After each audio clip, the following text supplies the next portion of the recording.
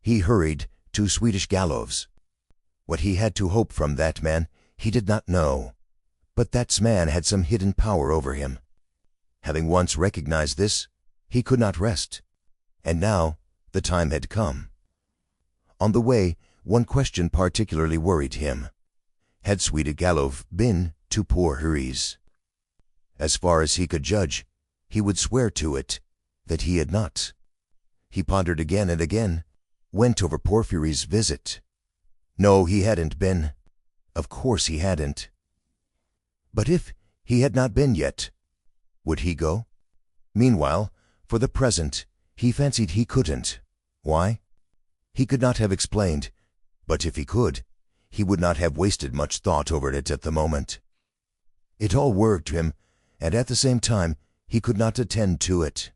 Strange to say, none would have believed it perhaps, but he only felt a faint, vague anxiety about his immediate future.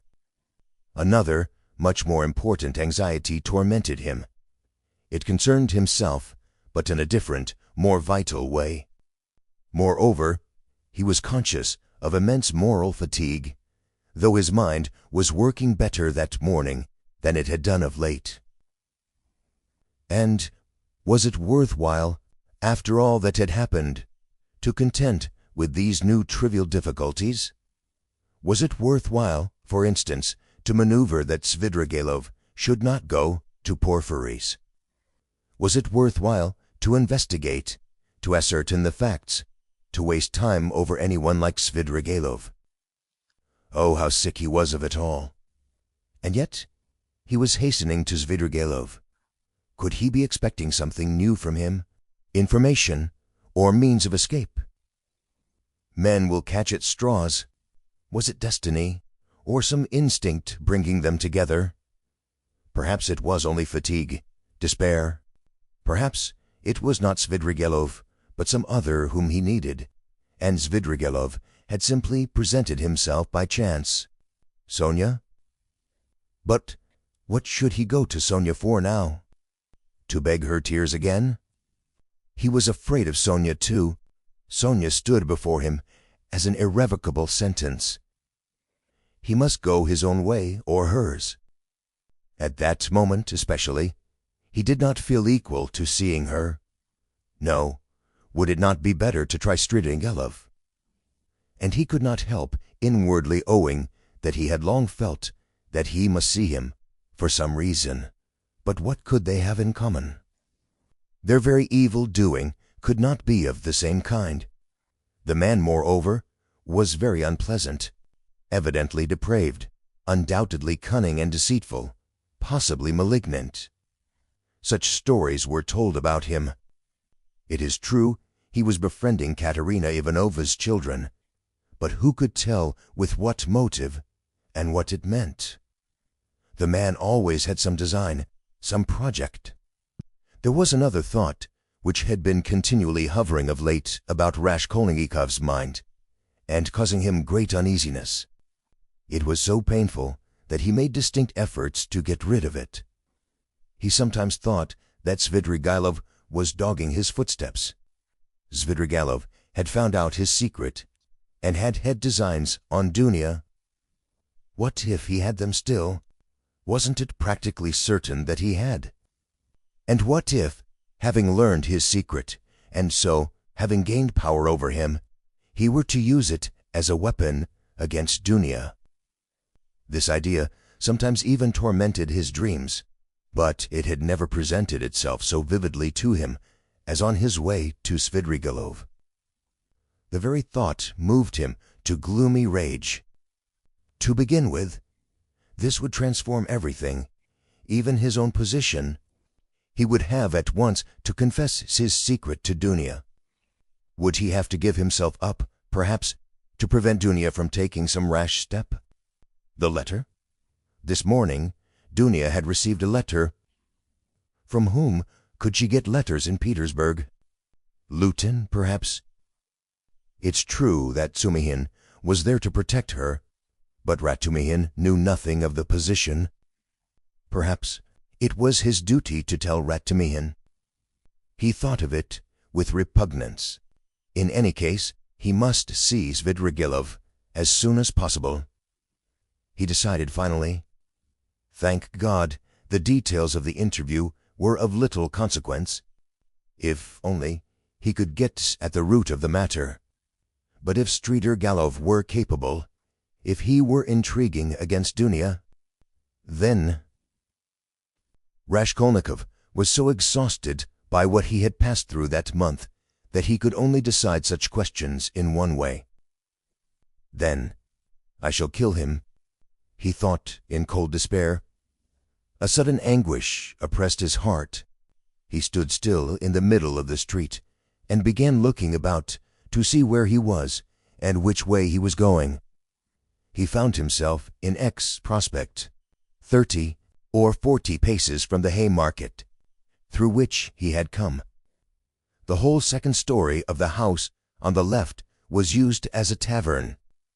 All the windows were wide open. Judging from the figures moving at the windows, the rooms were full to overflowing. There were sounds of singing, of clarinet and violin, and the boom of a Turkish drum. He could hear women shrieking. He was about to turn back, wondering why he had come to the X Prospect, when suddenly, at one of the end windows, he saw Svidrigailov sitting at a tea table, right in the open window, with a pipe in his mouth. Raskolnikov was dreadfully taken aback, almost terrified. Svidrigailov was silently watching and scrutinizing him, and what struck Raskolnikov at once seemed to be meaning to get up and slip away unobserved. Raskolnikov at once pretended not to have seen him, but to be looking absent-mindedly away, while he watched him out of the corner of his eye. His heart was beating violently. Yet it was evident that Svidrigailov did not want to be seen. He took the pipe out of his mouth and was on the point of concealing himself. But as he got up and moved back his chair, he seemed to have become suddenly aware that Raskolnikov had seen him and was watching him. What had passed between them was much the same as what happened at their first meeting in Raskolnikov's room. A sly smile came into Svidrigailov's face and grew broader and broader. Each knew that he was seen and watched by the other. At last, Svidrigailov broke into a loud laugh. "Well, well, come in if you want me, I am here," he shouted from the window. Raskolnikov went up into the tavern.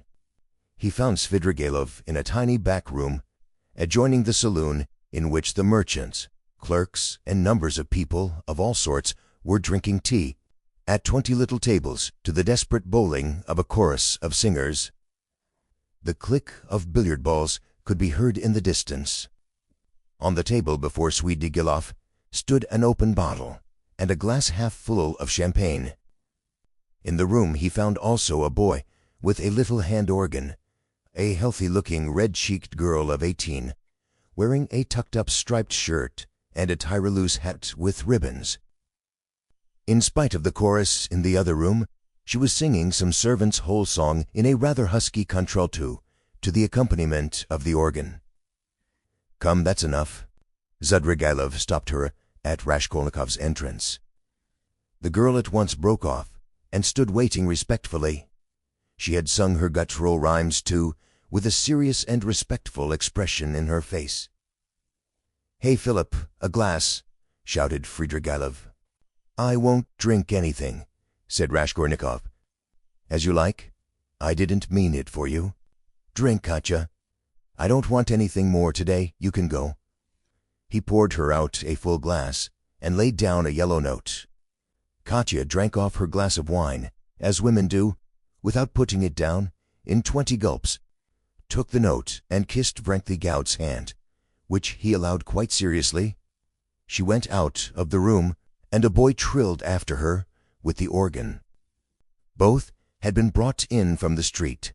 Svidrigailov had not been a week in Petersburg, but everything about him was already, so to speak, on a patriarchal footing.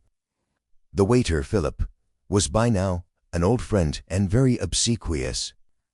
The door leading to the saloon had a lock on it. Svidrigailov was at home in this room, and perhaps spent whole days in it. The tavern was dirty and wretched, not even second-rate. "I was going to see you, and looking for you," Raskolnikov began. "But I don't know what's made me turn from the Haymarket into the X Prospect just now. I never take this turning. I turned to the right from the Haymarket, and this isn't the way to you. I simply turned, and here you are. It's strange." "Why don't you say at once it's a miracle?" "Because it's maybe only chance." "Oh, that's the way with all you folks," laughed Svidrigailov. "You won't admit it, even if you do inwardly believe it's a miracle. Here you say that it may be only chance, and what cowards they all are here, about having an opinion of their own. You can't fancy, Rodion Romanovitch. I don't mean you. You have an opinion of your own, and are not afraid to have it. That's how it was you attracted my curiosity." "Nothing else?" "Well, that's enough, you know." Svidrigailov was obviously accelerated, but only slightly so. He had not had more than half a glass of wine. "I fancy you came to see me before you knew that I was capable of having what you call an opinion of my own," observed Raskolnikov. "Oh well, it was a different matter. Everyone has his own plans. And, apropos of the miracle, let me tell you that I think you have been asleep for the last 2 or 3 days. I told you of this tavern myself. There is no miracle in your coming straight here. I explained the way myself, told you where it was, and the hours you could find me here. Do you remember?" "I don't remember," answered Raskolnikov with surprise. "I believe you. I told you twice. The address has been stamped mechanically on your memory. You turned this way mechanically, and yet precisely according to the direction, though you were not aware of it. When I told you then, I hardly hoped you understood me. You give yourself away too much, Rodion Romanovitch. And another thing, I am convinced there are lots of people in Petersburg who talk to themselves as they walk. This is a town of crazy people. If only we had scientific men, doctors, lawyers, and philosophers might make most valuable investigation in Petersburg, each in his own line. There are few places where there are so many gloomy, strong, and queer influences on the soul of man as in Petersburg. The mere influences of climate mean so much, and it's the administrative center of all Russia, and its character must be reflected on the whole country.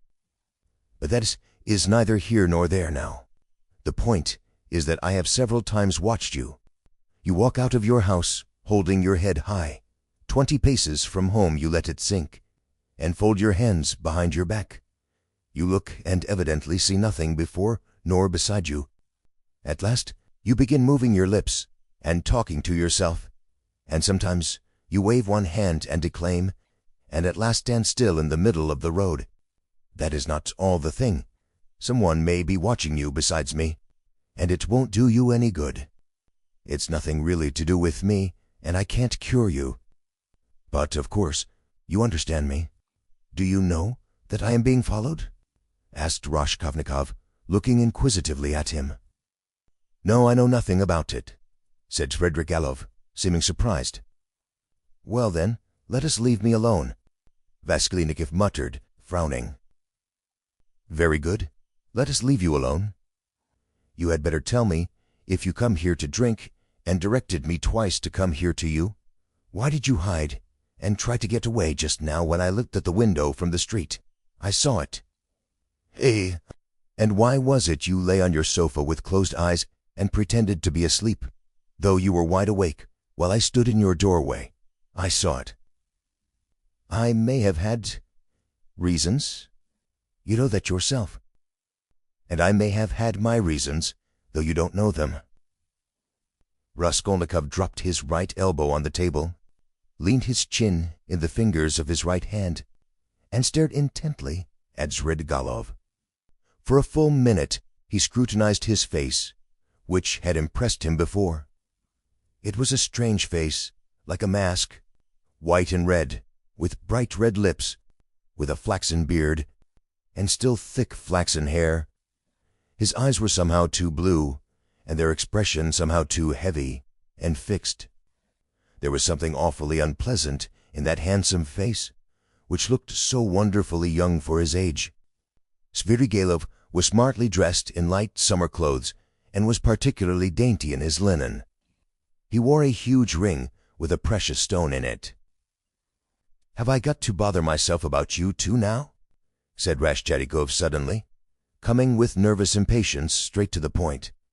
"Even though perhaps you are the most dangerous man if you care to injure me, I don't want to put myself out any more. I will show you at once that I don't prize myself as you probably think I do.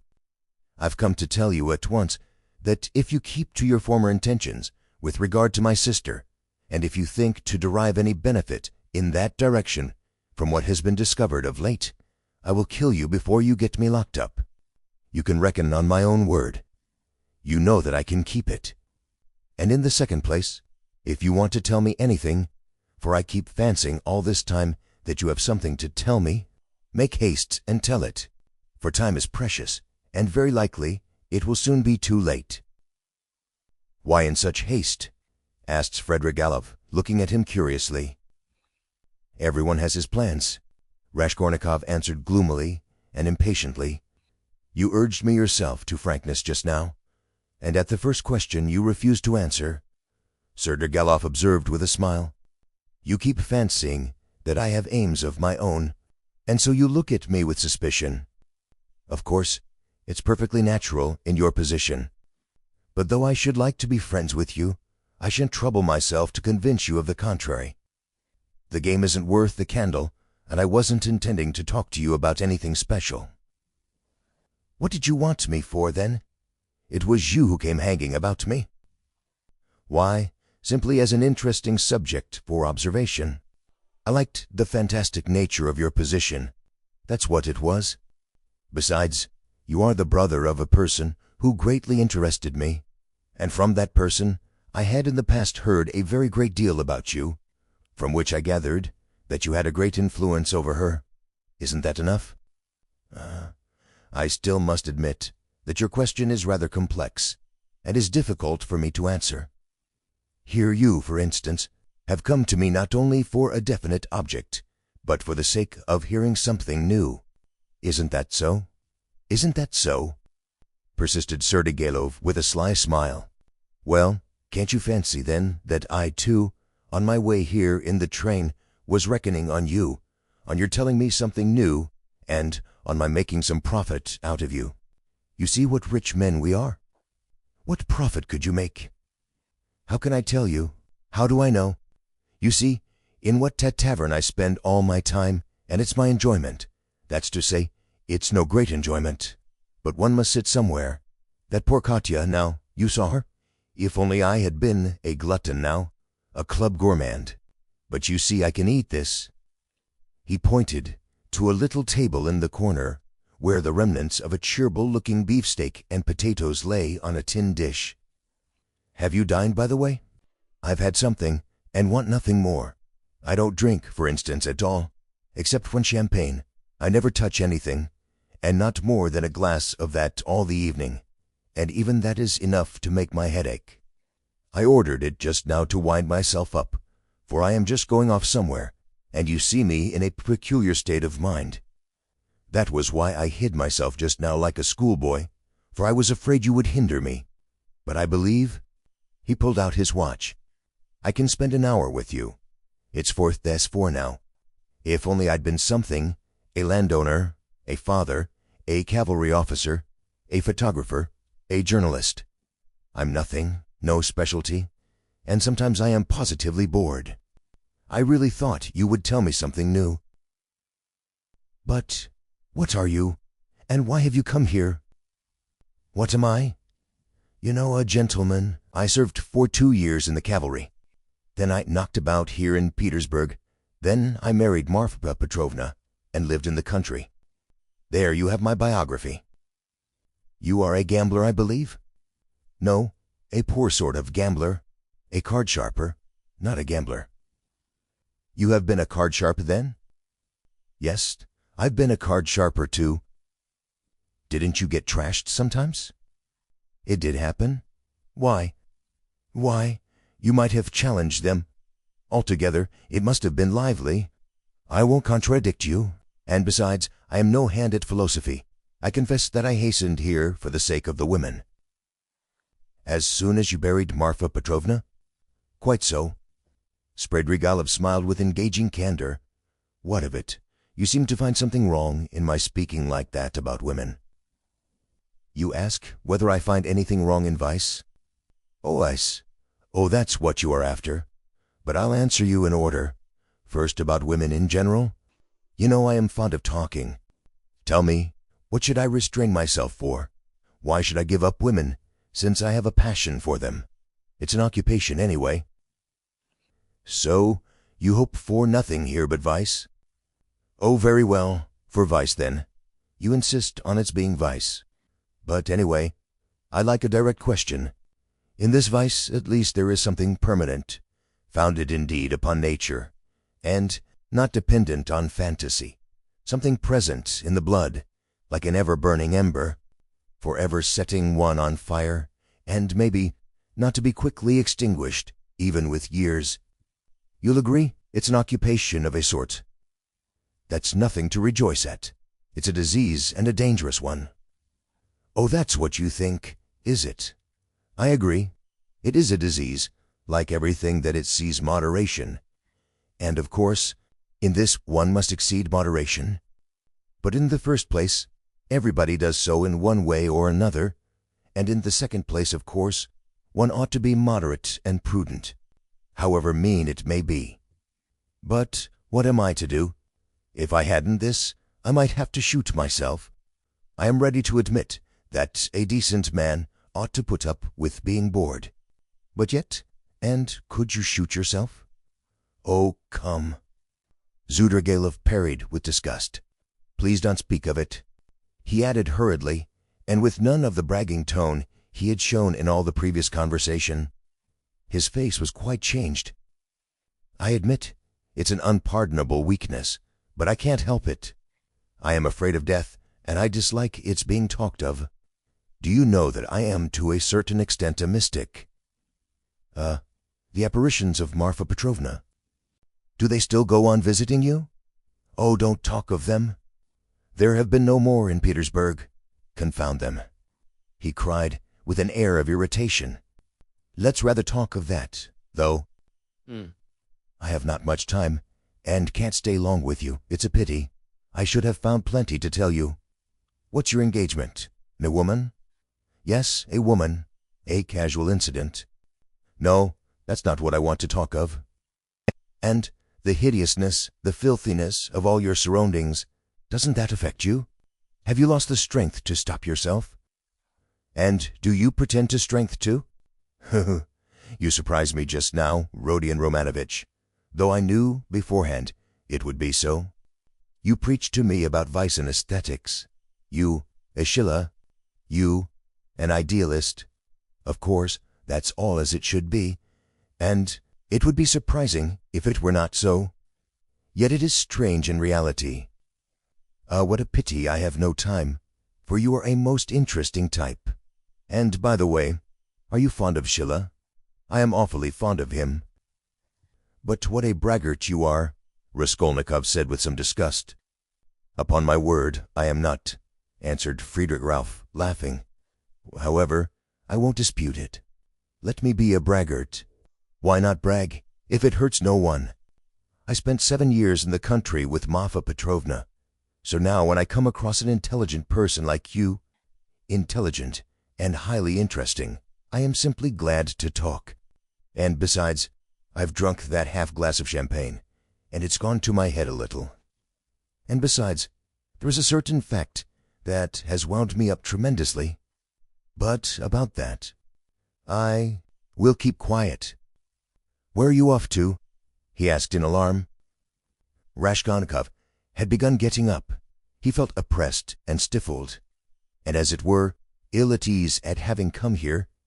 He felt convinced that Svidrigailov was the most worthless scoundrel on the face of the earth. Sit down, stay a little, Svidrigailov begged. Let them bring you some tea, anyway. Stay a little. I won't talk nonsense about myself, I'll tell you something. If you like, I'll tell you how a woman tried to save me, as you would call it. It would be an answer to your first question indeed, for the woman was your sister. May I tell you? It will help to spend the time. Tell me, but I trust that you, don't be uneasy. Besides, even in a worthless, low fellow like me, Avdotya Romanovna can only excite the deepest respect. You know, perhaps, yes, I told you myself, began Svidrigailov, that I was in a debtor's prison here for an immense sum and had not any expectation of being able to pay it. There is no need to go into particulars how Marfa Petrovna bought me out. Do you know to what a point of insanity a woman can sometimes love? She was an honest woman and very sensible, although completely uneducated. Would you believe that this honest and jealous woman, after many scenes of hysteric and reproaches, condescended to enter into a kind of contract with me, which she kept throughout our married life? She was considerably older than I, and besides she always kept a clove or something in her mouth. There was so much Swedishness in my soul, and honesty too of a sort, as to tell her straight out that I couldn't be absolutely faithful to her. This confession drove her to frenzy, but yet she seems in a way to have liked my brutal frankness. She thought it showed I was unwilling to deceive her if I warned her like this beforehand, and for a jealous woman, you know, that's the first consideration. After many tears, an unwritten contract was drawn up between us. First, that I would never leave Marfa Petrovna and would always be her husband. Secondly, that I would never absent myself without her permission.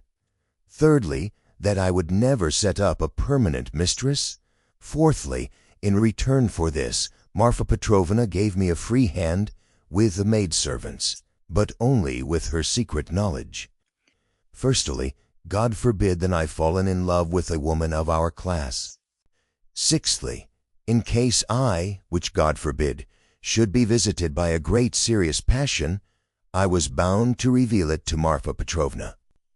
On this last score, however, Marfa Petrovna was fairly at ease.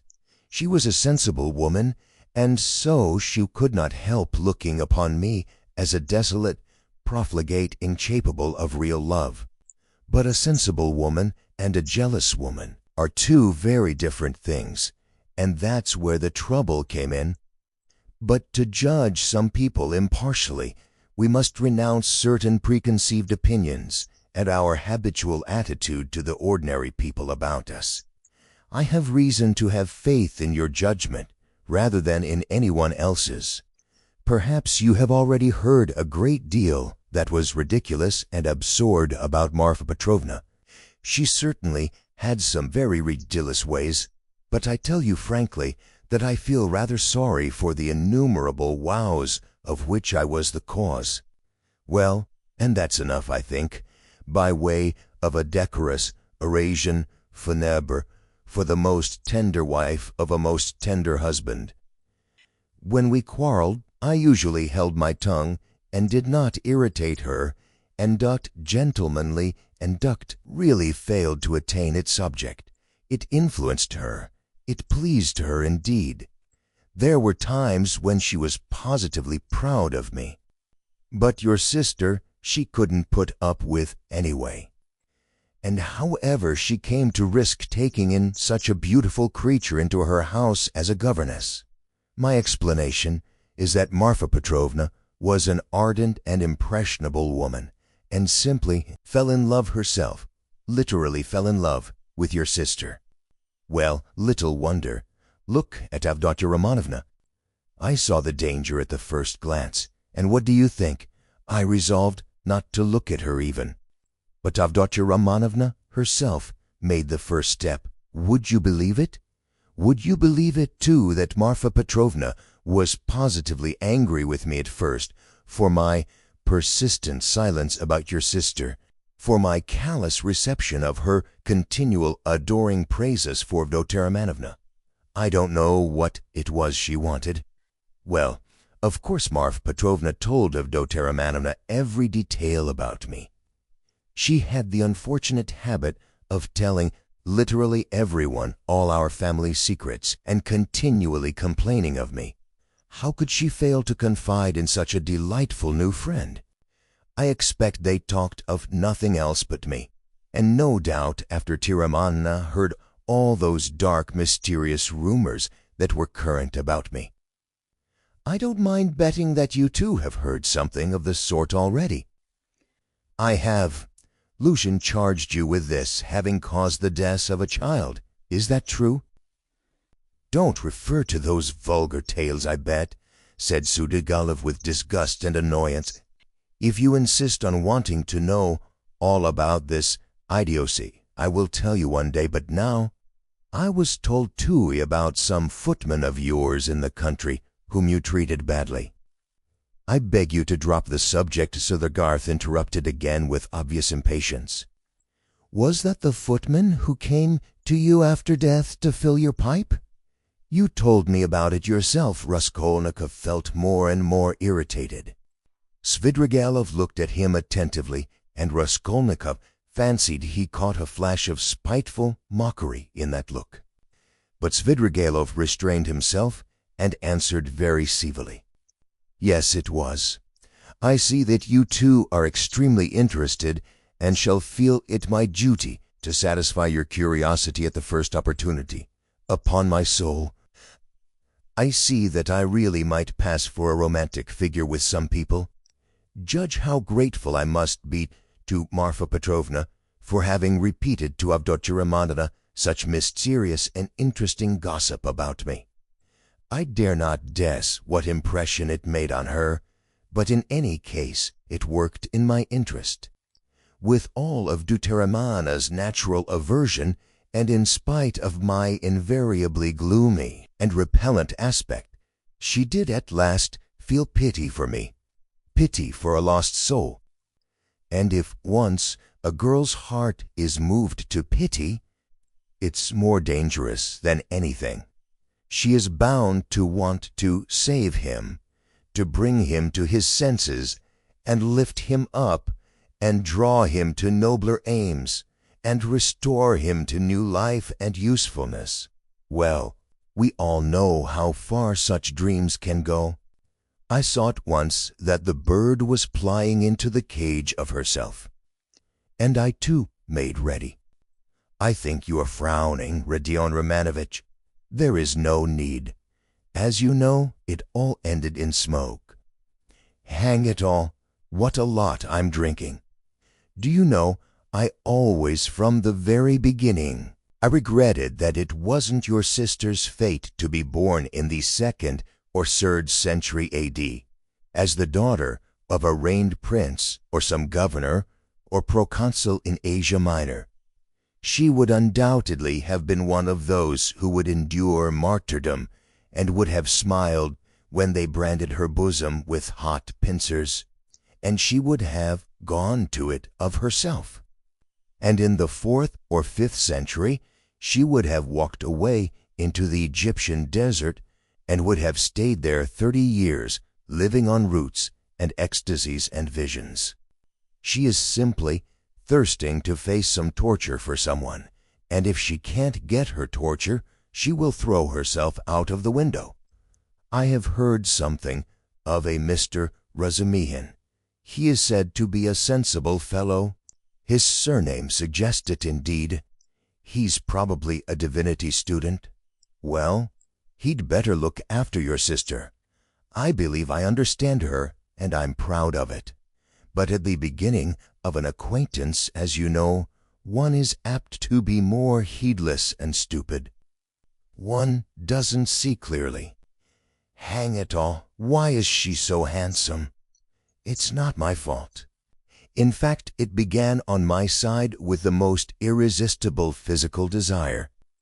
Avdotya Romanovna is awfully chaste, incredibly and phenomenally so.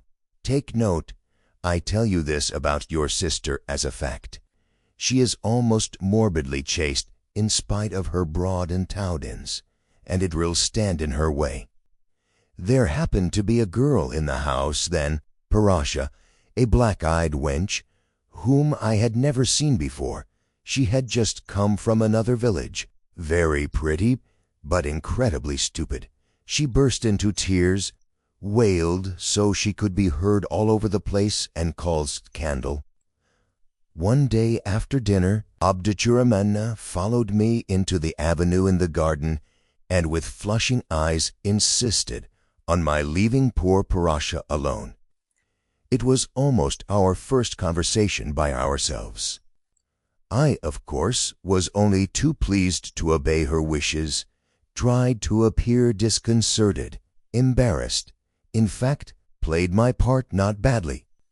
Then came interviews, mysterious conversations, exhortations, entreaties, supplications, even tears.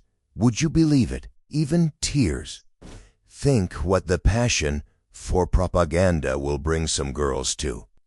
I, of course, threw it all on my destiny, posed as hungry and thirsting for light, and finally resorted to the most powerful weapon in the subjection of the female heart, a weapon which never fails one.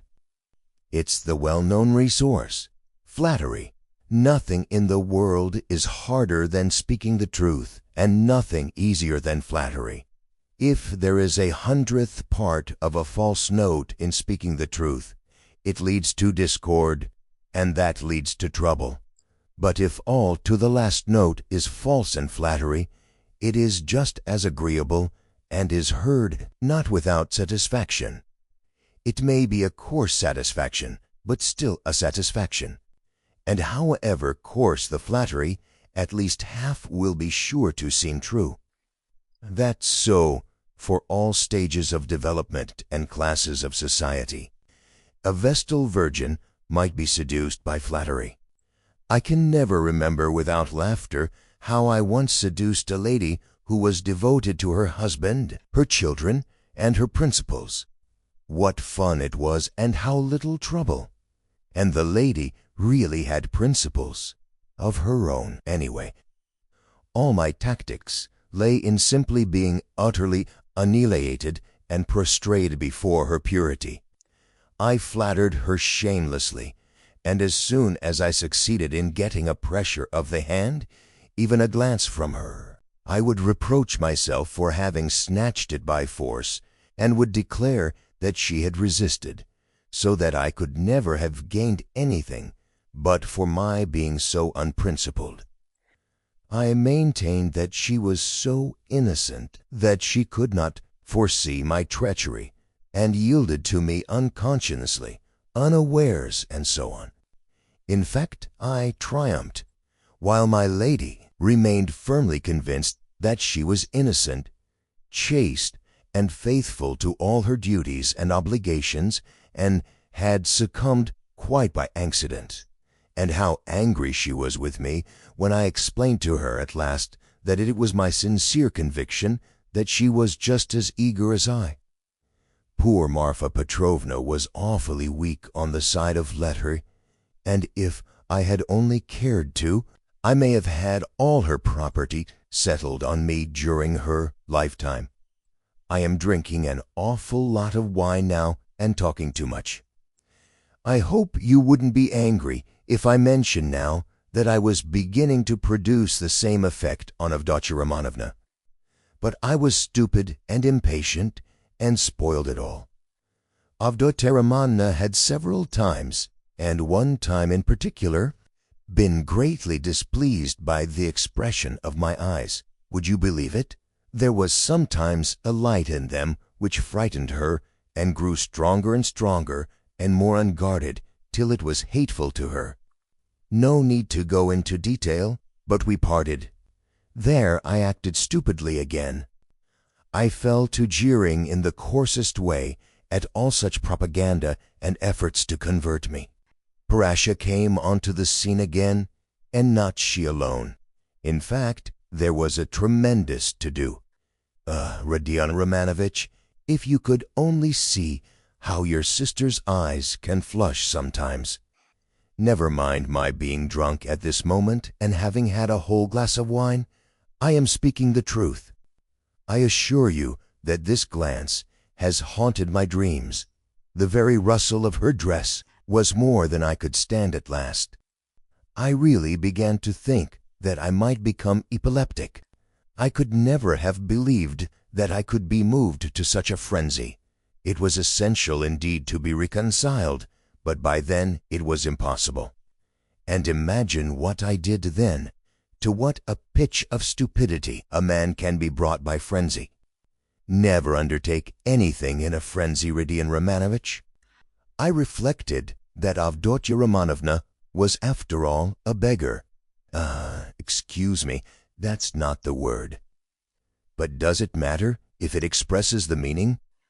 That she lived by her work, that she had her mother and you to keep. Hang it, you're frowning again. And I resolved to offer her all my money, 30,000 rubles I could have realized then, if she would run away with me here to Petersburg. Of course, I should have vowed eternal love, rapture, and so on. Do you know, I was so wild about her at that time that if she had told me to poison Marfa Petrovna or to cut her throat and to marry herself, it would have been done at once. But it ended in the catastrophe, of which you know already. You can fancy how frantic I was when I heard that Marfa Petrovna had got hold of that scoundrelly attorney, Luzhin, and had almost made a match between them, which would really have been just the same thing as I was proposing. Wouldn't it? Wouldn't it? I notice that you have begun to be very attentive. You interesting young man. Svidrigailov struck the table with his fist impatiently. He was flushed. Raskolnikov so clearly that the glass, or glass and a half, of champagne that he had sipped almost unconsciously was affecting him, and he resolved to take advantage of the opportunity. He was very suspicious of Svidrigailov. Well, after what you have said, I am fully convinced that you have come to Petersburg with designs on my sister, he said directly to Svidrigailov, in order to irritate him further. Oh, nonsense, said Svidrigailov, seeming to rouse himself. Why, I told you. Besides, your sister can't endure me. Yes, I'm certain that she can't, but that's not the point. Are you so sure that she can't? Svidrigailov screwed up his eyes and smiled mockingly. You're right, she doesn't love me, but you can never be sure of what has passed between husband and wife, or lover and mistress. There is always a little corner which remains a secret to the world and is only known to those two. Will you answer for it that Avdotya Romanovna regarded me with aversion? From some words you've dropped, I notice that you still have designs, and of course evil ones, on Dunya, and mean to carry them out promptly. What? Have I dropped words like that? Svidrigailov asked in naive dismay, taking no the slightest notice of the pity bestowed on his designs. Why, you are dropping them even now. Why are you so frightened? What are you so afraid of now? Me? Afraid? Afraid of you? You have rather be afraid of me, cher ami. But what nonsense. I have drunk too much, though, I see that. I was almost saying too much again. Damn the wine. Hi there, waiter. He snatched up the champagne bottle and flung it without ceremony out of the window. Philippe brought the water. That's all nonsense, said Svidrigailov, wetting a towel and putting it to his head. But I can answer you in one word and annihilate all your suspicions. Do you know that I am going to get married? You told me so before. Did I? I've forgotten. But I couldn't have told you so for certain, for I hadn't even seen my betrothed. I only meant to.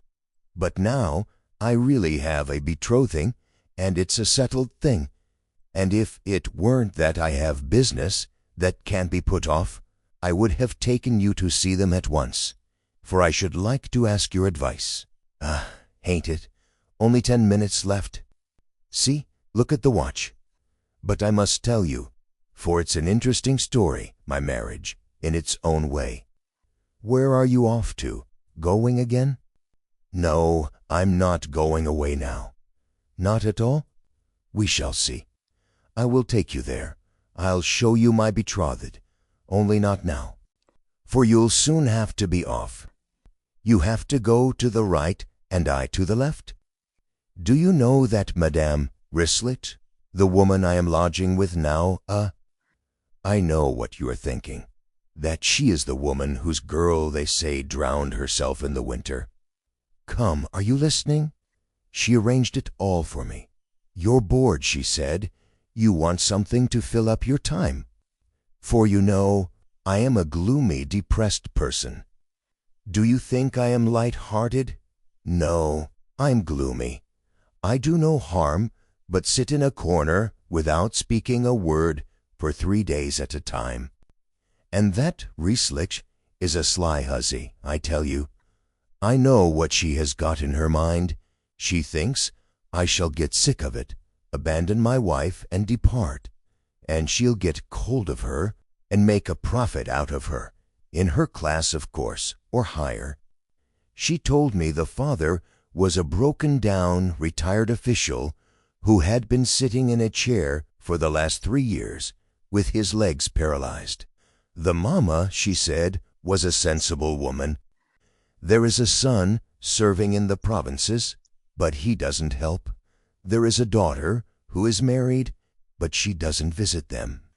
And they have 2 little nephews on their hands, as though their own children were not enough, and they've taken from school their youngest daughter, a girl who will be 16 in another month, so that she can be married. She was for me. We went there. How fun it was! I present myself, a landowner, a widow, a well-known name, with connections, with a fortune. What if I am 50 and she is not 16? Who thinks of that? But it's fascinating, isn't it? It is fascinating how, you should have seen how I talked to the papa and mamma. It was worse pain to have seen me at that moment. She comes in, curtseys, you can fancy, still in a short frock, and an open bud, flushing like a sunset. She had been told, no doubt. I don't know how you feel about female faces, but to my mind, these 16 years, these childish eyes, shyness and tears of bashfulness are better than beauty.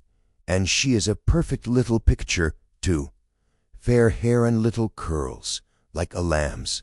Full little rosy lips, tiny feet. A charmer. Well, we made friends. I told them I was in a hurry owing to domestic circumstances, and the next day, that is the day before yesterday, we were betrothed. When I go now, I take her in my knee at once and keep her there. Well, she flushes like a sunset, and I kiss her every minute. Her mamma, of course, impresses on her that this is her husband and that this must be so. It's simply delicious. The present betrothed condition is perhaps better than marriage. Here you have what is called la nature et la vérité. I've talked to her twice. She is far from a fool. Sometimes she steals a look at me that positively scorches me. Her face is like Raphael's Madonna. You know, the 16 Madonna's face has something fantastic in it. The face of mournful, religious ecstasy.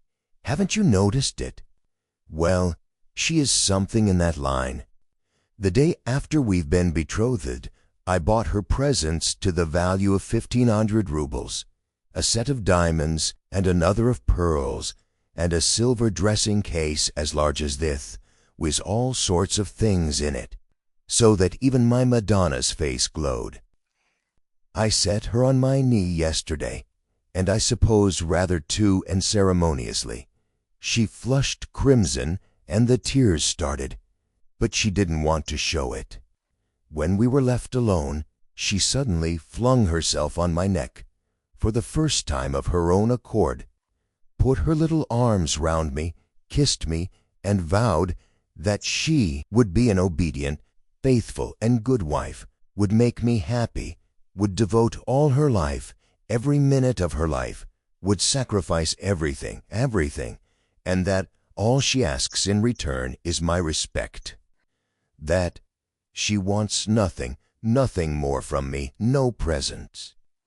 You'll admit that to hear such a confession, alone, from an angel of 16 in a muslin frock, with a little curls, with a flush of maiden shyness in her cheeks and tears of enthusiasm in her eyes, is rather fascinating.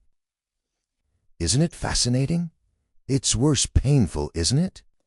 Well, listen. We'll go to see my betrothed, only not just now. The fact is this monstrous difference in age and development excites your sensuality. Will you really make such a marriage? Why, of course.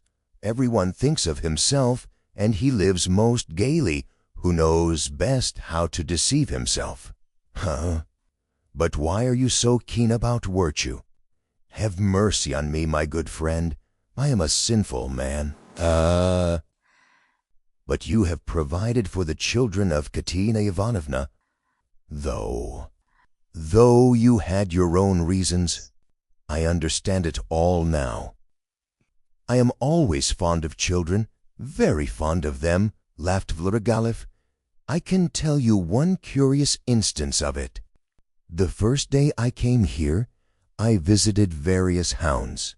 After 7 years, I seemingly rushed at them. You probably noticed that I am not in a hurry to renew acquaintance with my old friends. I shall do without them as long as I can. Do you know, when I was with Marfa Petrovna in the country, I was haunted by the thought of these places where anyone who knows his way about can find a great deal. Yes, upon my soul. The peasants have vodka, the dedicated young people, shut out from activity, waste themselves in impossible dreams and visions, and are crippled by theories. Jews have sprung up and are amassing money, and all the rest give themselves up to debauchery. From the first hour the town reeked of its familiar odors. I chanced to be in a frightful den. I like my dens dirty. It was a den so-called, and there was air cancan, such as I never saw in my day. Yes, there you have progress. All of a sudden, I saw a little girl of 13, nicely dressed, dancing with a specialist in that line, with another one, vis-a-vis. Her mother was sitting on a chair by the wall. You can't fancy what a cancan that was. The girl was ashamed, blushed, at last felt insulted and began to cry. Her partner seized her and began whirling her round and performing before her. Everyone laughed, and I like your public, even the concum public. They laughed and shouted, "Serve her right, serve her right. Shouldn't bring children." Well, it's not my business whether that console in reflection was logical or not. I at once fixed on my plan, sat down by the mother, and began by saying that I too was a stranger, and that people here were ill-bred, and that they couldn't distinguish decent folks and treat them with respect. Give her to understand that I had plenty of money, offered to take them home in my carriage. I took them home and got to know them. They were lodging in a miserable little hole, and had only just arrived from the country. She told me that she and her daughter could only regard my acquaintance as an honor. I found out that they had nothing of their own, and had come to town upon some legal business. I proffered my services and money. I learned that they had gone to the dancing saloon by mistake, believing that there was a genuine dancing class. I offered to assist in the young girl's education in French and dancing. My offer was accepted with enthusiasm as an honor, and we are still friendly. If you like, we'll go and see them, only not just now. Stop. Enough of your vile, nasty anecdotes, depraved, wild, sensual man. Schiller, you're a regular Schiller. All of virtue, vital senish.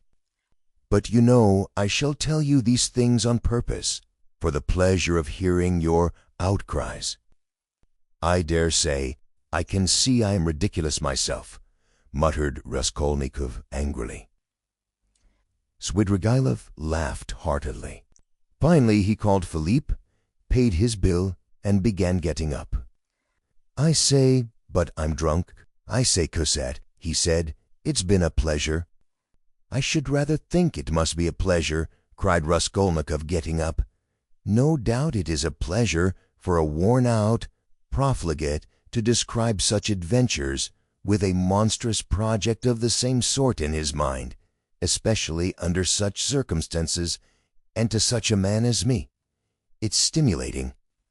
"Well, if you come to that," Svidrigailov answered, scrutinizing Raskolnikov with some surprise, "if you come to that, you are a true cynic yourself. You have plenty to make you so, anyway. You can understand a great deal, and you can do a great deal, too. But enough.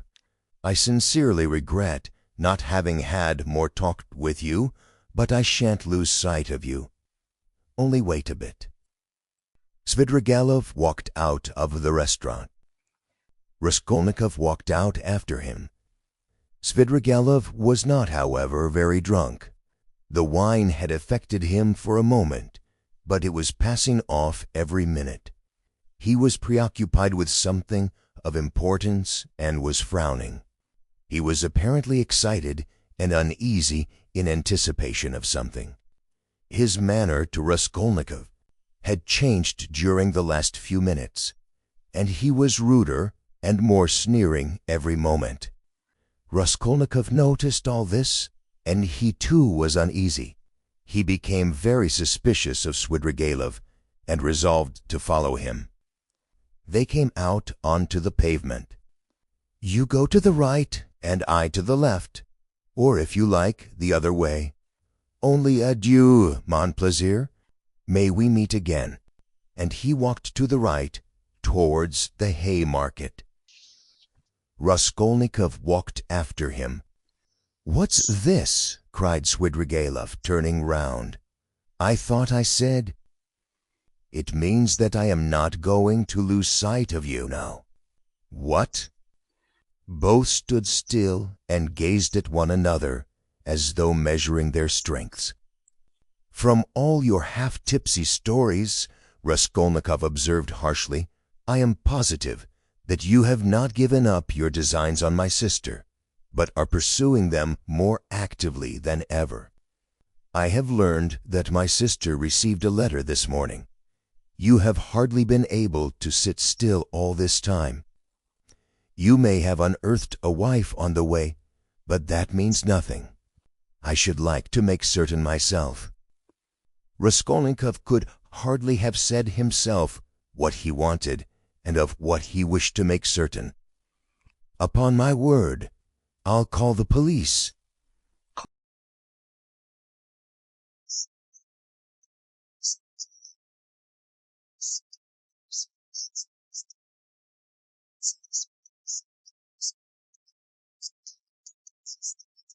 He assumed a merciful and friendly air.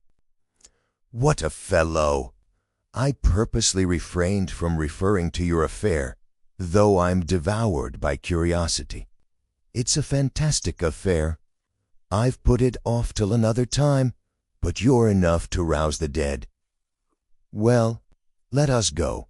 Only I warn you beforehand, I'm only going home for a moment to get some money. Then I shall lock up the flat, take a cab, and go to spend the evening at the islands. Now are you going to follow me?" I am coming to your lodgings, not to see you, but Sophie Simonovna, to say I am sorry not to have been at the funeral." "That's as you like, but Sophie Shimona is not at home. She has taken the 3 children to an old lady of high rank, the patroness of some orphan asylums, whom I used to know years ago. I charmed the old lady by depositing a sum of money with her to provide for the 3 children of Katerina Ivanovna, and subscribing to the institution as well. I told her, too, the story of Sophia Simonon in full detail, suppressing nothing. It produced an indescribable effect on her. That's why Sophie Simonovna has been invited to call today at the X hotel where the lady's staying for the time. No matter, I'll come all the same." "As you like. It's nothing to me, but I won't come with you. You were at home. By the way, I'm convinced that you regard me with suspicion just because I have shown such delicacy. I have not so far troubled you with questions. You understand? It struck you as extraordinary. I don't mind betting it's that. Well, it teaches one to show delicacy, and to listen at doors." "Ah, that's it, is it?" laughs Svidrigailov. "Yes, I should have been surprised if you had let that pass after all that has happened. Though I did understand something of the pranks you have been up to and were talking Sophie Simoni about. What was the meaning of it? Perhaps I'm quite behind the times and can't understand. For goodness sake, explain it, my dear boy. Expound the latest theories." "You couldn't have heard anything. You're making it all up." "But I'm not talking about that, though I did hear something. No, I'm talking of the way you keep sighing and growing now. The shallow in you is in revolt every moment, and now you tell me not to listen at doors. If that's how you feel, go and inform the police that you had this mischance. You made a little mistake yesterday. But if you're convinced that one mustn't listen at doors, but one may murder old women at one's pleasure, you'd better be off to America and make haste. Round, young man. There may still be time. I'm speaking sincerely. Haven't you the money? I'll give you the fare."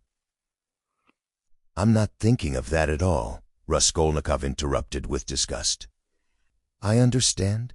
But don't put yourself out. Don't discuss it if you don't want to. I understand the questions you are worrying over. Moral ones, aren't they? Duties of citizen and man? Lay them all aside. They're nothing to you now. You'll say you're still a man and a citizen. If so, you ought not to have got into this coil. It's no use taking up a job you're not fit for. Well, you'd better shoot yourself, or don't you want to? You seem trying to enrage me, to make me leave you. What a queer fellow! But here we are. Welcome to the staircase. You see, that's the way to Sophie Simonovna. Look, there is no one at home. Don't you believe me? Ask Kapernaumov. She leaves the key with him. Here is Madame de Kapernaum herself. Hey, what? She is rather deaf. Has she gone out? Where? Did you hear? She is not in and won't be till late in the evening, probably.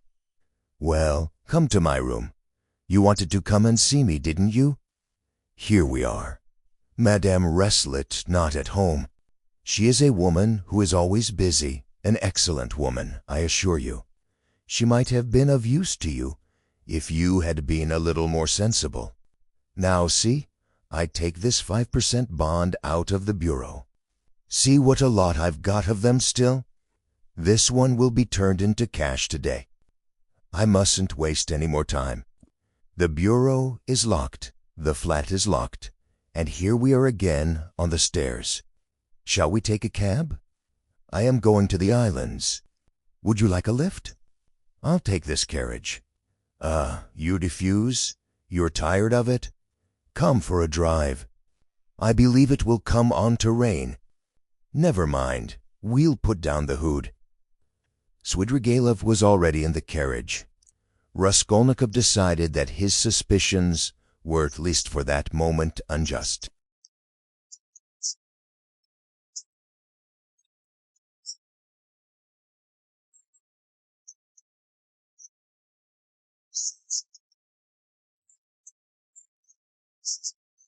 Dismissed the cab and walked along the pavement. But he had turned a corner and could see nothing. Intense disgust drew him away from Svidrigailov. To think that I could for one instant have looked for help from that coarse brute, that depraved sensualist and blackguard, he cried. Raskolnikov's judgment was uttered too lightly and hastily. There was something about Svidrigailov which gave him a certain original, even a mysterious character. As concerned his sister, Raskolnikov was convinced that Svidrigailov would not leave her in peace. But it was too tiresome and unbearable to go on thinking and thinking about this. When he was alone, he had not gone 20 paces before he sank as usual into deep thought. On the bridge he stood by the railing and began gazing at the water, and his sister was standing close by him. He met her at the entrance to the bridge, but passed by without seeing her. Dunia had never met him like this on the street before, and was struck with dismay. She stood still and didn't know whether to call to him or not. Suddenly she saw Svidrigailov coming quickly from the direction of the Haymarket. He seemed to be approaching cautiously. He did not go on to the bridge, but stood aside on the pavement, doing all he could to avoid Raskolnikov seeing him. He had observed Dunia for some time, and had been making signs to her. She fancied he was signaling to beg her not to speak to her brother, but to come to him. That was what Dunia did. She stole by her brother and went up to Svidrigailov. "Let us make haste away," Svidrigailov whispered to her. "I don't want Rodion Romanovitch to know of our meeting. I must tell you, I've been sitting with him in the restaurant close by, where he looked me up, and I had great difficulty in getting rid of him. He has somehow heard of my letter to you, and suspects something. It wasn't you who told him, of course, but if not you, who then?" "Well, we've turned the corner now," Dunn interrupted, "and my brother won't see us. I have to tell you that I'm going no further with you. Speak to me here. You can tell it all in the street." "In the first place, I can't say it in the street. Secondly, you must hear Sophie Simonovna too. And thirdly, I will show you some papers." "Oh well, if you won't agree to come with me, I shall refuse to give any explanation and go away at once. But I beg you not to forget that a very curious secret of your beloved brother's is entirely in my keeping." Dunia stood still, hesitating, and looked at Svidrigailov with searching eyes. "What are you afraid of?" he observed quietly. "The town is not the country, and even in the country you did me more harm than I did you. Have you prepared Sophia Simonovna?" "No, I have not said a word to her, and am not quite certain whether she is at home now, but most likely she is. She has buried her stepmother today. She is not likely to go visiting on such a day. For the time I don't want to speak to any one about it, and I half regret having spoken to you. The slightest indiscretion is as bad as betrayal in a thing like this. I live there in that house. We are coming to it. That's the porter of our house. He knows me very well. You see, he's bowing. He sees I'm coming with a lady, and no doubt he has noticed your face already, and you will be glad of that, if you're afraid of me and suspicious. Excuse my putting things so coarsely. I haven't a flat to myself. Serafia Simonovna's room is next to mine. She lodges in the next flat. The whole floor is let out in lodgings. Why are you frightened like a child? Am I really so terrible?" Svidrigailov's lips were twisted in a condescending smile, but he was in no smiling mood. His heart was throbbing, and he could scarcely breathe. He spoke rather loudly to cover his growing excitement. But Dunya did not notice this peculiar excitement. She was so irritated by his remark that she was frightened of him like a child, and that he was so terrible to her. "Though I know that you are not a man of honor, I am not in the least afraid of you. Lead the way," she said with apparent composure, but her face was very pale. Svidrigailov stopped at Sonia's room. "Allow me to inquire whether she's at home." "She's not. How unfortunate! But I know she may come quite soon.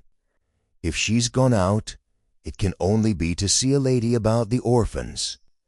Their mother is dead. I've been meddling and making arrangements for them. If Sophie Simonda does not come back in 10 minutes, I will send her to you today if you like.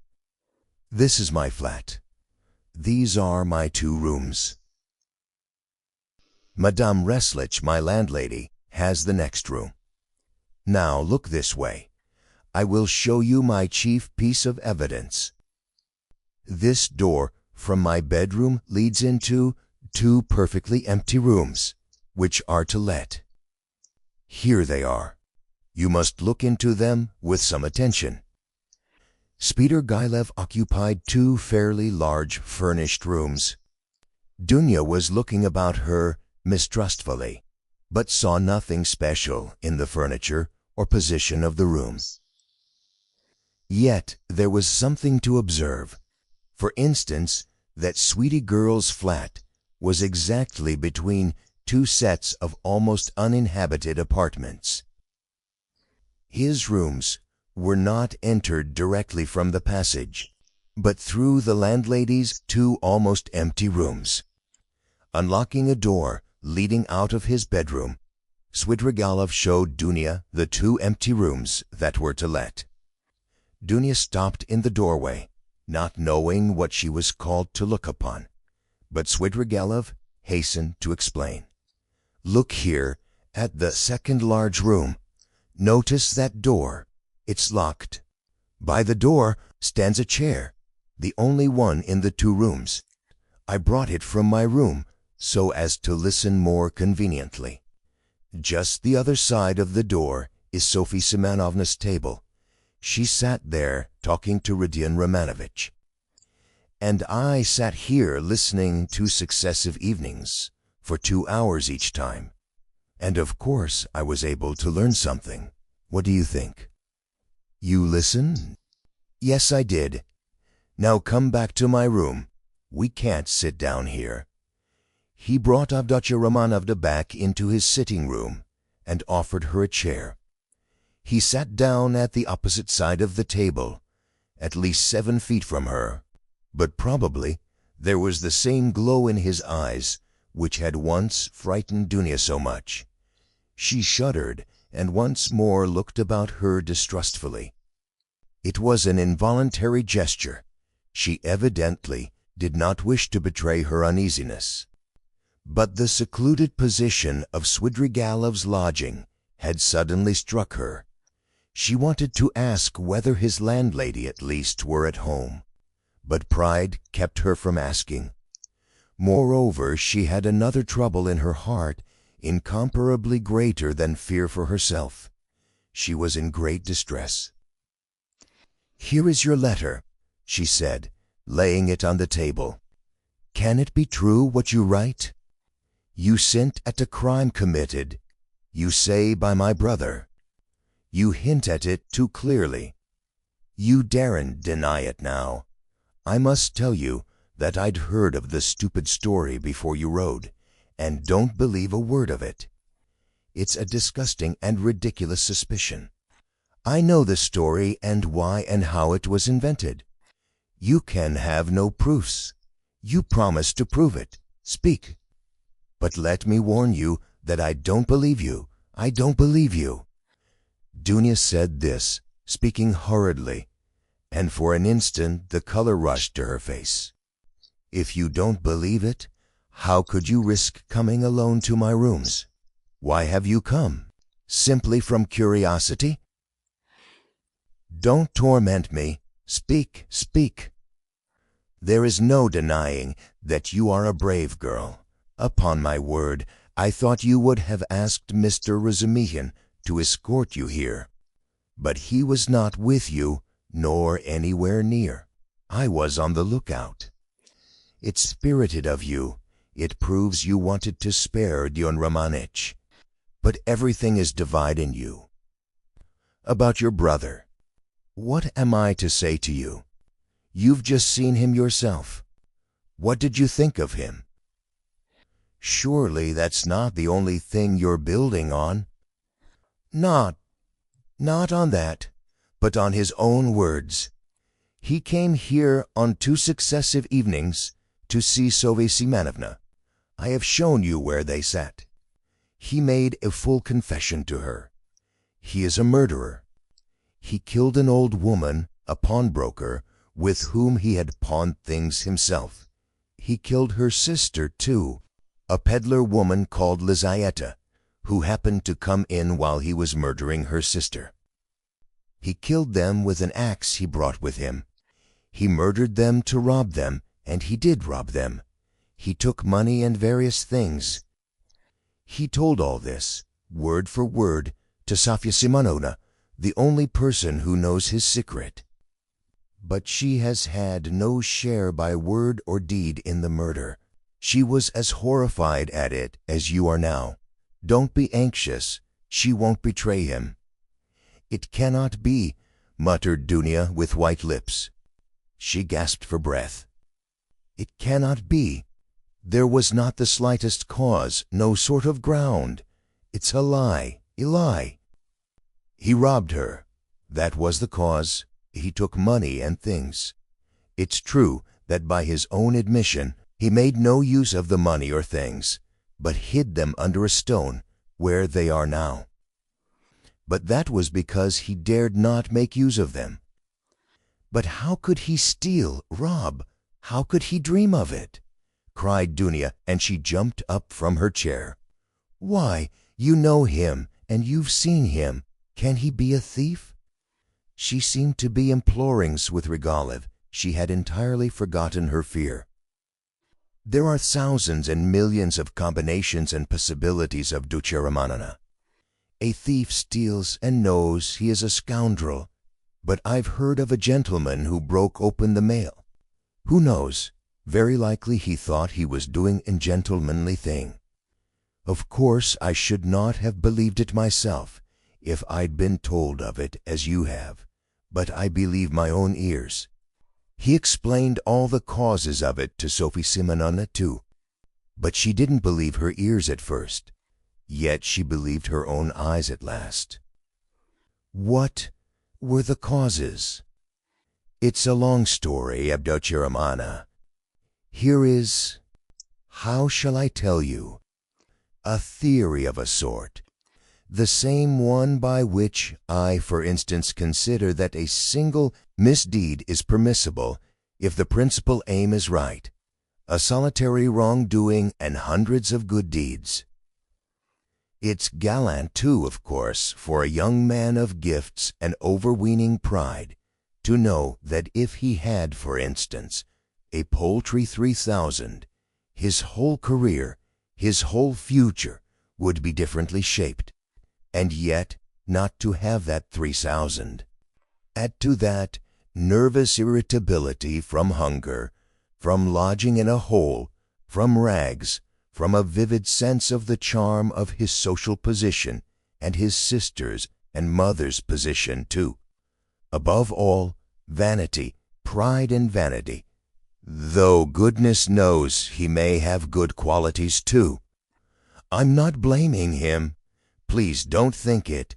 Besides, it's not my business. A special little theory came in too. A theory of a sort, dividing mankind, you see, into material and superior persons. That is, persons to whom the law does not apply owing to their superiority, who make laws for the rest of mankind, the material, that is. It's all right as a theory. In theory, common author. Napoleon attracted him tremendously. That is, what affected him was that a great many men of genius have not hesitated at wrongdoing, but have overstepped the law without thinking about it. He seems to have fancied that he was a genius too. That is, he was convinced of it for a time. He has suffered a great deal, and is still suffering from the idea that he could make a theory but was incapable of boldly overstepping the law, and so is not a man of genius. And that's humiliating for a young man of any pride, in our day especially. But remorse, you deny him any moral feeling then? Is he like that? Of Avdotya Romanovna, everything is in the model now. Not that it was ever in a very good order. Russians in general are broad in their ideas of determinana, broad like their land, and exceedingly disposed to the fantastic, the coward. But it's a misfortune to be broad without special genius. Do you remember what a lot of talk we had together on this subject? Sitting in the evenings on the terrace after supper.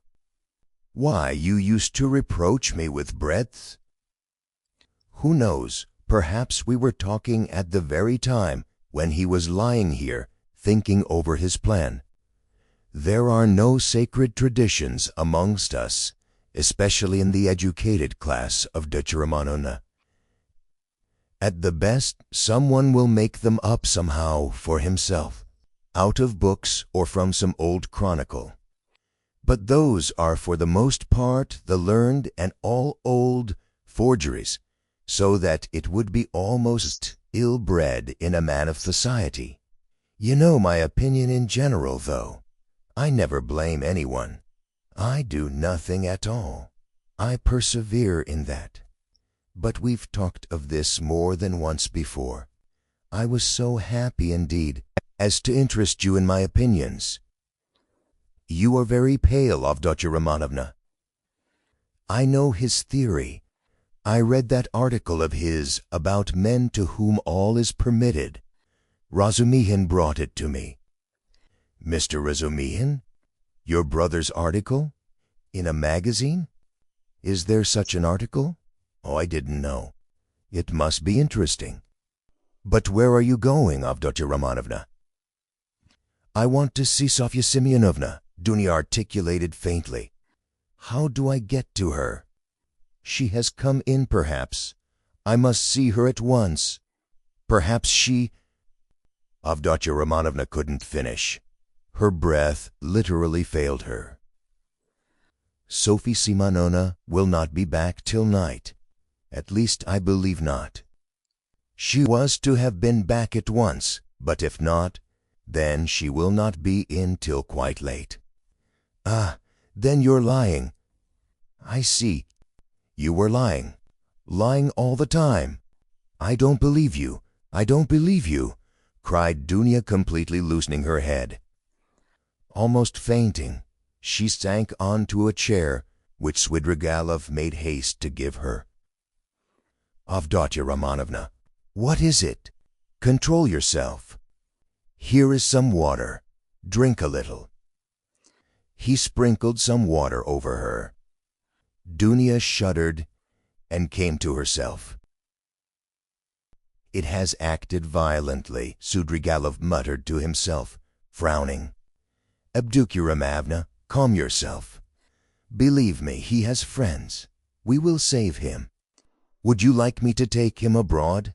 I have money. I can get a ticket in 3 days. And as for the murder, he will do all sorts of good deeds yet, to atone for it. Calm yourself. He may become a great man yet.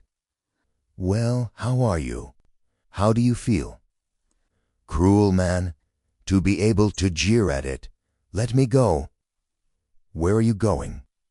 To him. Where is he? Do you know?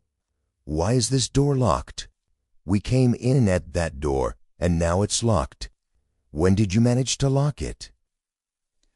We couldn't be shouting all over the flat on such a subject. I am far from jeering. It's simply that I am sick of talking like this. But how can you go in such a state? Do you want to betray him? You will drive him to fury, and he will give himself up. Let me tell you, he's already been watched. They're already on his track. You will simply be giving him away. Wait a little. I saw him and was talking to him just now. He can still be saved. Wait a bit. Sit down. Let us think it over together. I asked you to come in order to discuss it alone with you and to consider it truly. But do sit down. How can you save him? Can he really be saved? Sonia sat down. Svidrigailov sat down beside her. It all depends on you alone. He began with glowing eyes, almost in a whisper, and hardly able to utter the words for emotion. Dunya drew back from him in alarm. He too was trembling all over you. You, one word from you, and he's saved. I'll save him. I have money and friends. I'll send him away at once. I'll get a passport, 2 passports, one for him and one for me. I have friends, capable people. If you like, I'll take a passport for you, for your mother. What do you want with Razumishin? I love you too. I love you beyond everything. Let me kiss the hem of your dress. Let me. The very rustle of it is too much for me. Tell me, do that, and I'll do it. I'll do everything. I will do the impossible. What you believe, I will believe. I'll do anything. Don't look at me like that. Do you know that you're killing me? He was almost beginning to rave. Something seemed suddenly to go to his head. Dunya jumped up and rushed to the door. Open it! Open it! She called, shaking the door. Open it! Is there no one there? Svidrigailov got up and came to himself. His still trembling lips slowly broke into an angry, mocking smile. There is no one at home, he said quietly and emphatically. The landlady has gone out, and it's a waste of time to shout like that. You're only exciting yourself uselessly. Where is the key? Open the door at once, base man. I have lost the key and cannot find it. This is an outrage, cried Dunya, turning pale as death. She rushed to the furthest corner, where she made haste to barricade herself with a little table. She did not scream, but she fixed her eyes on her tormentor and watched every movement he made. Svidrigailov remained standing at the other end of the room, facing her. He was positively composed, at least in appearance, but his face was pale as before. The mocking smile did not leave his face. You spoke of outrage just now, Avyatira Ivanovna. In that case, you may be sure I have taken measures. Sophie Simonetta is not at home. The Capernaumums are far away. There are 5 locked doors between. I am at least twice as strong as you are, and I have nothing to fear besides. For you could not complain afterwards. You surely would not be willing actually to betray your brother. Besides, no one would believe you. How should a girl have come alone to visit a solitary man in his lodgings. So that even if you do sacrifice your brother, you could prove nothing. It's very difficult to prove an assault of Dr. Manana. Scoundrel, whispered Dooney indignantly. As you like, but observe I was only speaking by way of a general proposition. It's my personal conviction that you are perfectly right. Violence is hateful. I only spoke to show you that you need have no remorse even if you were willing to save your brother of your own accord, as I suggest to you. You would be simply submitting to circumstances, to violence, in fact, if we must use that word. Think about it. Your brother's and your mother's fate are in your hands. I will be your slave all my life. I will wait here. Svidrigailov sat down on the sofa about 8 steps from Dunya. She had not the slightest doubt now of his unbending determination. Besides, she knew him. Suddenly, she pulled out of her pocket a revolver, cocked it, and laid it in her hand on the table. Svidrigailov jumped up. "Aha! So that's it, is it?" he cried, surprised but smiling maliciously. "Well, that completely alters the aspect of affairs. You've made things wonderfully easier for me, Avdotya. But where did you get the revolver? Was it Mr. Zameshin?" "Why, it's my revolver, an old friend. And how I've hunted for it. The shooting lessons I've given you in the country have not been thrown away. It's not your revolver. It belonged to Marfa Petrovna, whom you killed, wretch. There was nothing of yours in her house. I took it when I began to suspect what you were capable of. If you dare to advance one step, I swear I'll kill you." She was frantic. "But your brother? I ask from curiosity," said Svidrigailov, still standing where he was. "Inform, if you want to. Don't stir. Don't come near. I'll shoot. You poisoned your wife, I know. You're a murderer yourself." She held the revolver ready. "Are you so positive I poisoned Marfa Petrovna?" "You did. You hinted it yourself. You talked to me of poison. I knew you went to get it. You had it in your readiness. It was your doing. It must have been your doing. Scoundrel!" "Even if that were true, it would have been for your sake. You would have been the cause. You are lying. I hated you always, always. Oho, Avdotya Manona, you seem to have forgotten how you softened to me in the heat of propaganda. I saw it in your eyes. Do you remember that moonlight night when the nightingale was singing?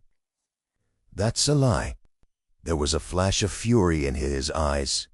That's a lie and a libel." "A lie? Well, if you like, it's a lie. I made it up. Women ought not to be reminded of such things," he smiled. "I know you will shoot. You pretty wild creature. Well, shoot away." Duna raised the revolver, and deadly pale, gazed at him, measuring the distance and awaiting the first movement on his part. Her lower lip was white and quivering, and her big black eyes flashed like fire. He had never seen her so handsome.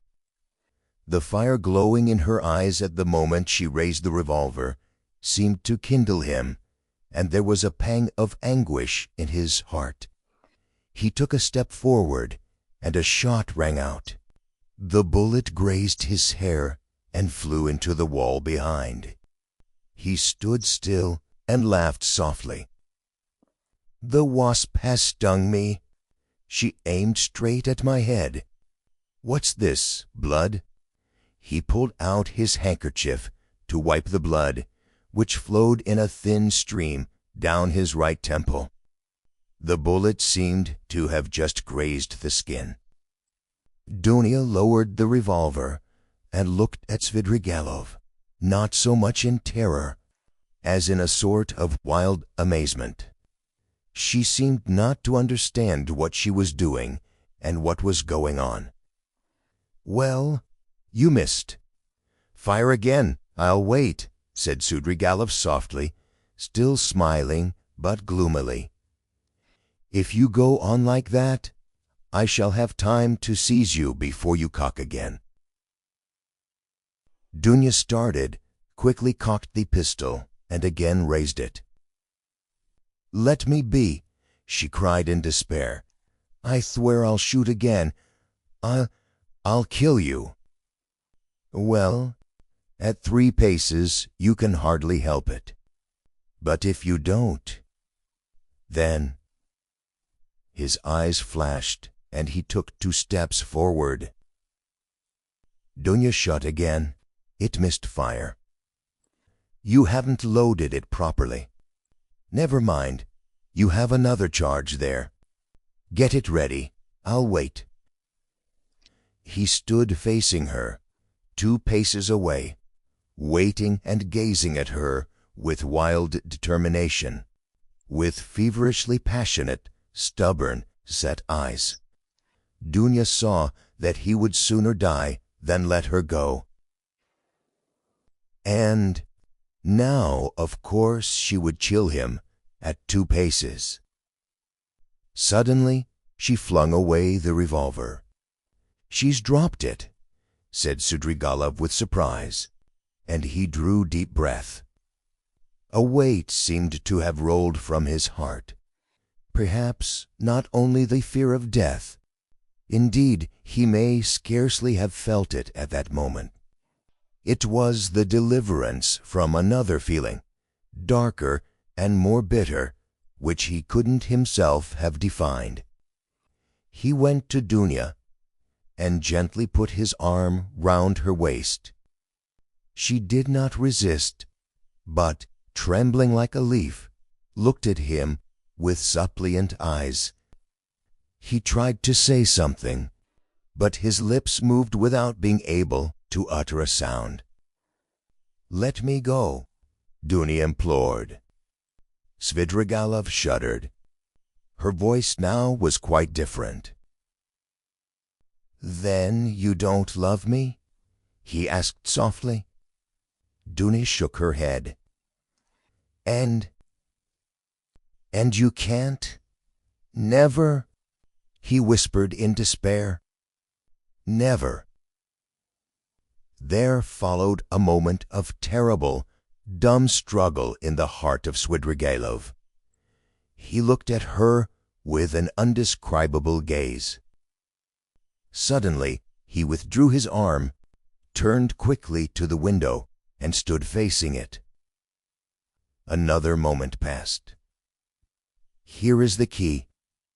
He took it out of the left pocket of his coat and laid it on the table behind him, without turning or looking at Dunya. "Take it. Make haste." He looked stubbornly out of the window. Dunya went up to the table to take the key. "Make haste, make haste," repeated Svidrigailov, still without turning or moving. But there seemed a terrible significance in the tone of that "make haste." Dunya understood it, snatched up the key, flew to the door, unlocked it quickly, and rushed out of the room. A minute later, beside herself, she ran out on the canal bank in the direction of X Bridge. Svidrigailov remained 3 minutes standing at the window. At last he slowly turned, looked about him, and passed his hand over his forehead. A strange smile contorted his face, a pitiful, sad, weak smile, a smile of despair. The blood, which was already getting dry, smeared his hand. He looked angrily at it, then wetted a towel and washed his temple. The revolver, which Duna had flung away, lay near the door and suddenly caught his eye.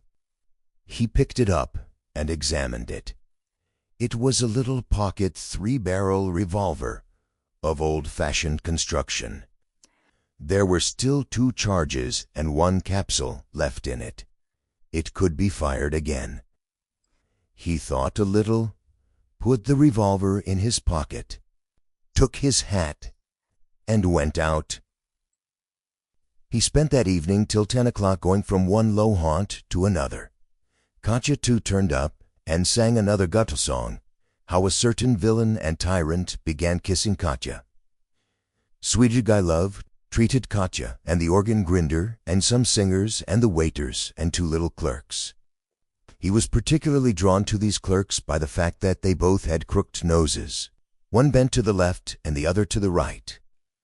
They took him finally to a pleasure garden, where he paid for their entrance. There was 1 lanky 3-year-old pine tree and 3 bushes in the garden, besides a Vauxhall, which was in reality a drinking bar where tea too was served, and there were a few green tables and chairs standing round it.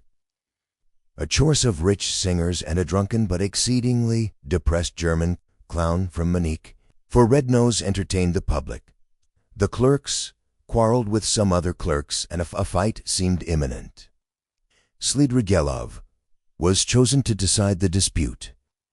He listened to them for a quarter of an hour, but they shouted so loud that there was no possibility of understanding them.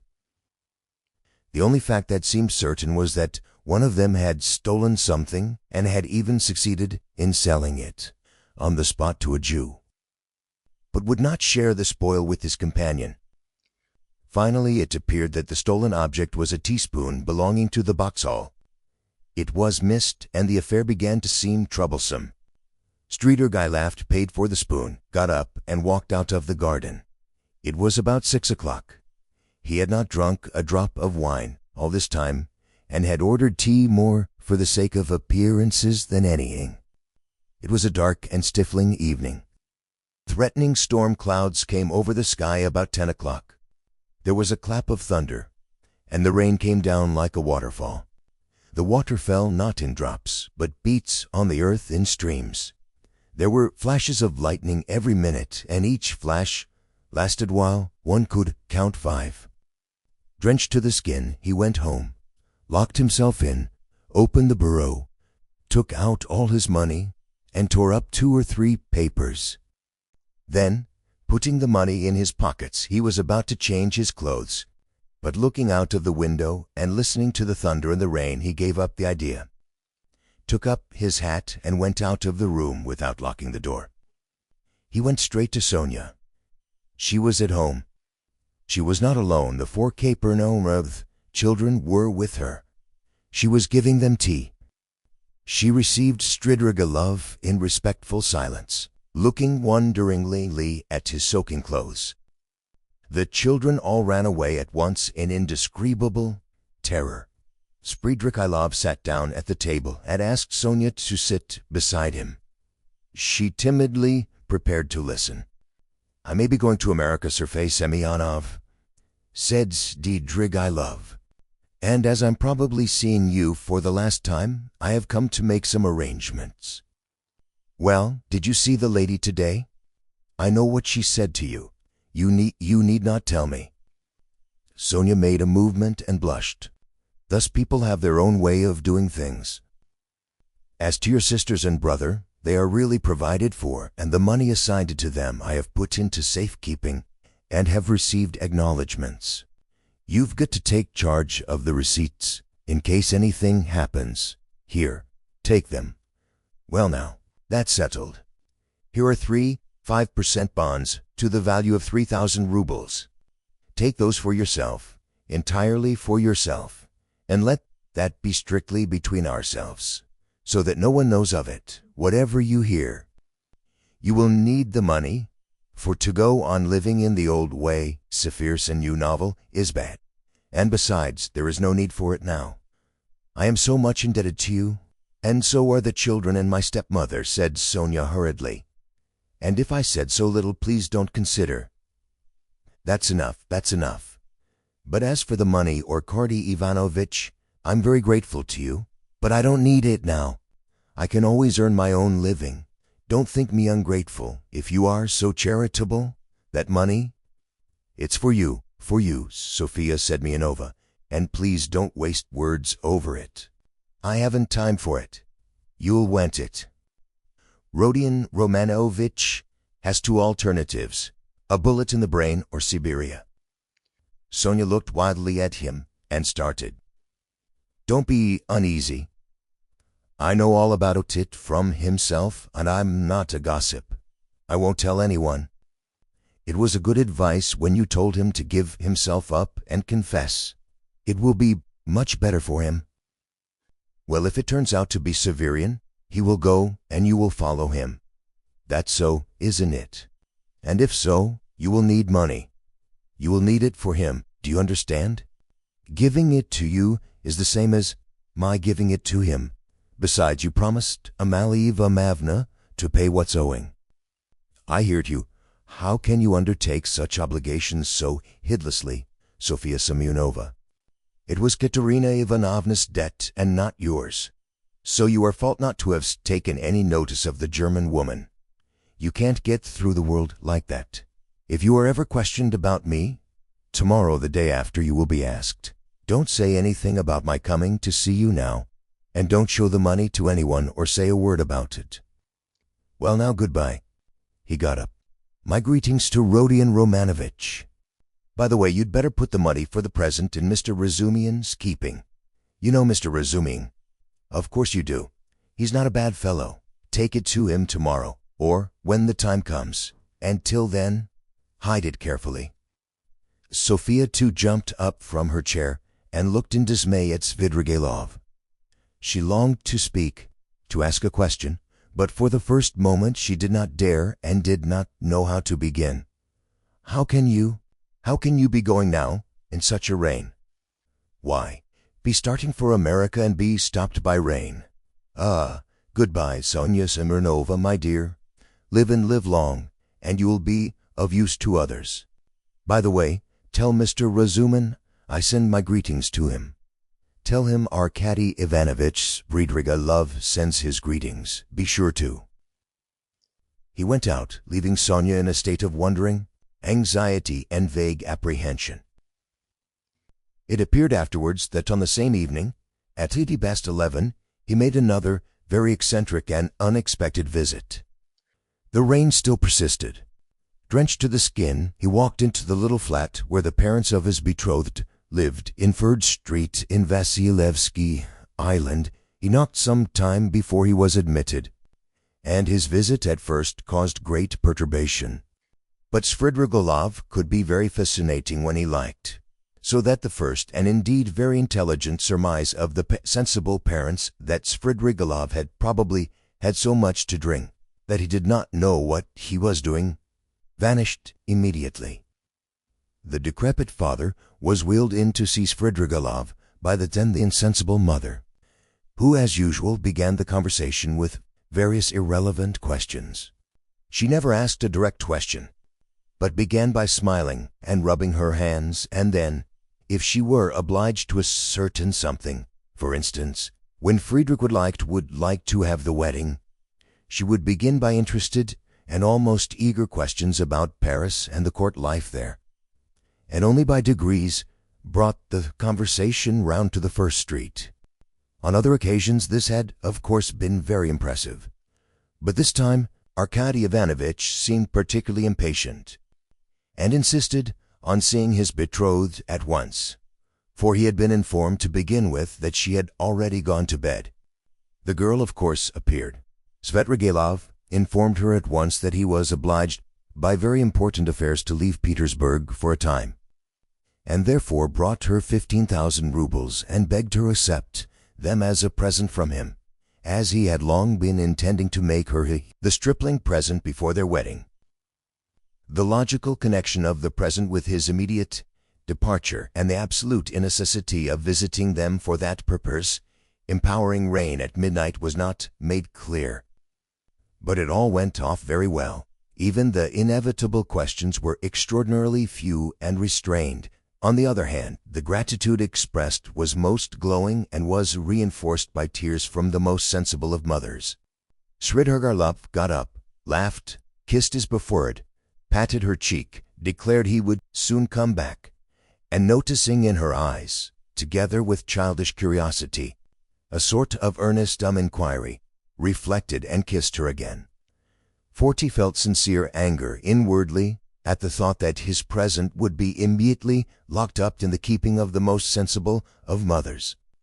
He went away, leaving them all in a state of extraordinary excitement, but the tender mamma, speaking quietly in a half-whisper, settled some of the most important of their doubts, concluding that Svidrigailov was a great man, a man of great affairs and connections and of great wealth.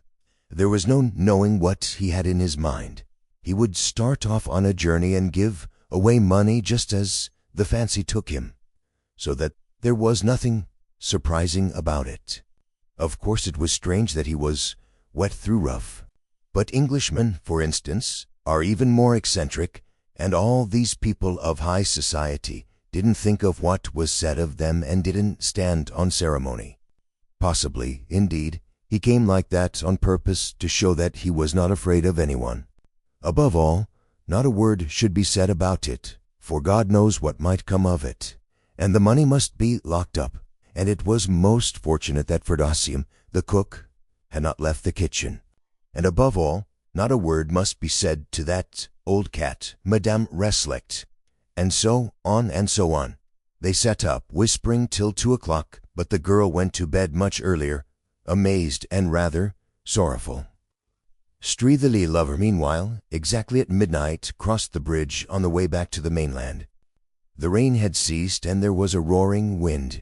He began shivering, and for one moment he gazed at the black waters of the little Neva, for look of special interest, even inquiry, but he soon felt it very cold. Standing by the water, he turned and went towards Wide Prospect. He walked along that endless street for a long time, almost half an hour, more than once stumbling in the dark on the wooden pavement, but continually looking for something on the right side of the street.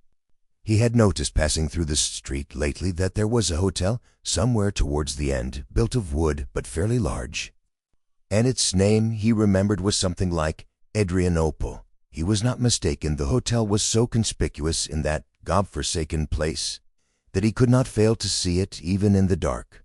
It was a long, blackened wooden building, and in spite of the late hour, there were lights in the windows and signs of life within. Went in and asked a ragged fellow who met him in the corridor for a room.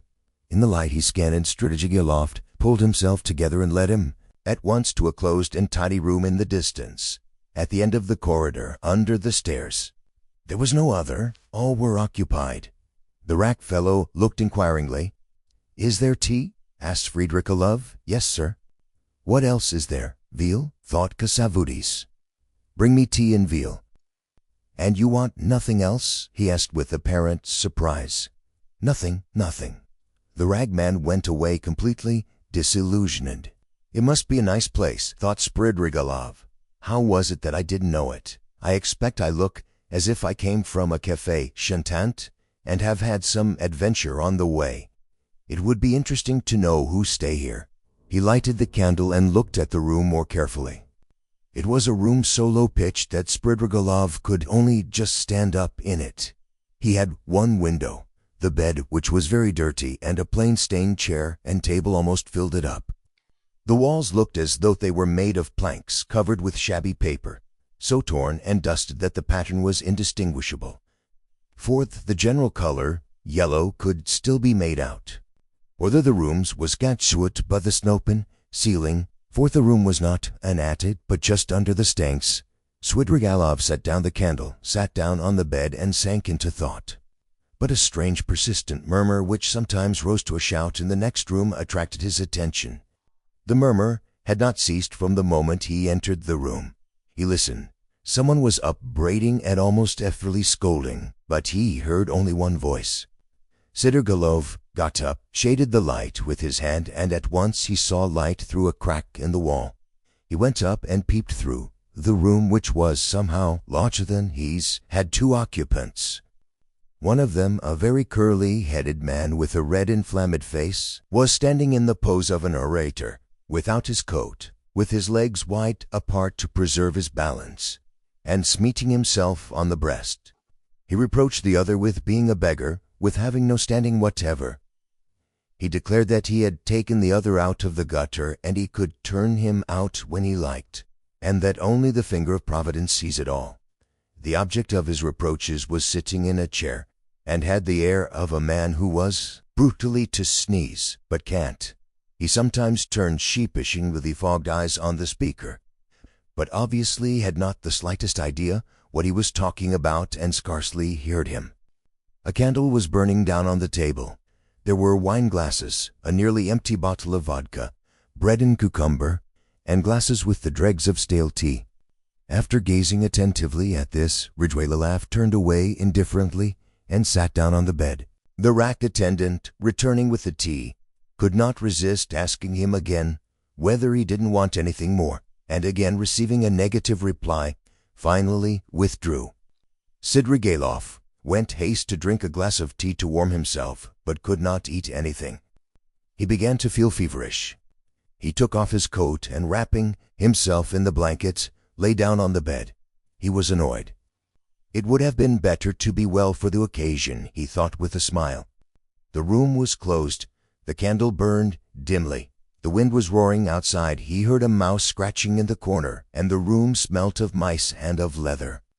He lay in a sort of reverie. One thought followed another. He felt a longing to fix his imagination on something. It must be a garden under the window, he thought. There's the sound of trees. How I dislike the sound of trees on a stormy night. In the dark, they give one a horrid feeling. He remembered how he had disliked it when he had passed Petrovsky Park just now. This reminded him of the bridge of the Little Never, and he felt cold again, as he had when standing there. I never have liked water, he thought, even in a landscape, and he suddenly smiled again at the strange idea. Surely now all these questions of taste and comfort ought not to matter, but I've become more particular, like an animal that picks out a special place for such an occasion. I offered to have gone into Petrovsky Park. I suppose it seemed dark, cold, as what I was seeking pleasant sensations. By the way, why haven't I put out the candle? He blew it out. They've gone to bed next door, he thought, not seeing the light at the crack. Well now, Marfa Petrovna, now is the time for you to turn up. It's dark, and the very time and place for you. But now you won't come. He suddenly recalled how, an hour before carrying out his design on Dunia, he had recommended Raskolnikov to trust her to Razumian's keeping. I suppose I really did say it, as Raskolnikov's guest, to tease myself. Well, what a rogue that Raskolnikov is. He's gone through a good deal. He may be a successful rogue in time, when he's got over his nonsense, but now he's too eager for life. These young men are contemptible on that point, but hang the fellow, let him please himself, it's nothing to do with me. He could not get to sleep. By degrees the image rose before him, and a shudder ran over him. No, I must give up all that now, he thought, rousing himself. I must think of something else. It's queer and funny. I never had a great hatred for anyone. I never particularly desired to avenge myself even. That's a bad sign. A bad sign, a bad sign. I never liked quarreling either, and never lost my temper. That's a bad sign too. And the promises I made her just now, too. Damnation. But who knows, perhaps she would have made a new man of me somehow. He ground his teeth and sank into silence again. Dunia's image rose before him, just as she was when, after shooting the first time, she had lowered the revolver in terror and gazed blankly at him, so that he might have seized her twice over, and she would not have lifted her hand to defend herself if he had not reminded her. He recalled how at that instant he felt almost sorry for her, how he felt a pang at his heart. Damnation. These thoughts again. I must put it away. He was dozing off. The feverish shiver had ceased, when suddenly something seemed to run over his arm and leg under the bedclothes. He started. Hang it. I believe it's a mouse, he thought. That's the veal I left on the table. He felt perfectly disinclined to pull off the blanket, get up, get cold, but all at once something unpleasant ran over his leg again. He pulled off the blanket and lighted the candle. Shaking with feverish chill, he bent down to examine the bed. There was nothing. He shook the blanket and suddenly a mouse jumped out on the sheet.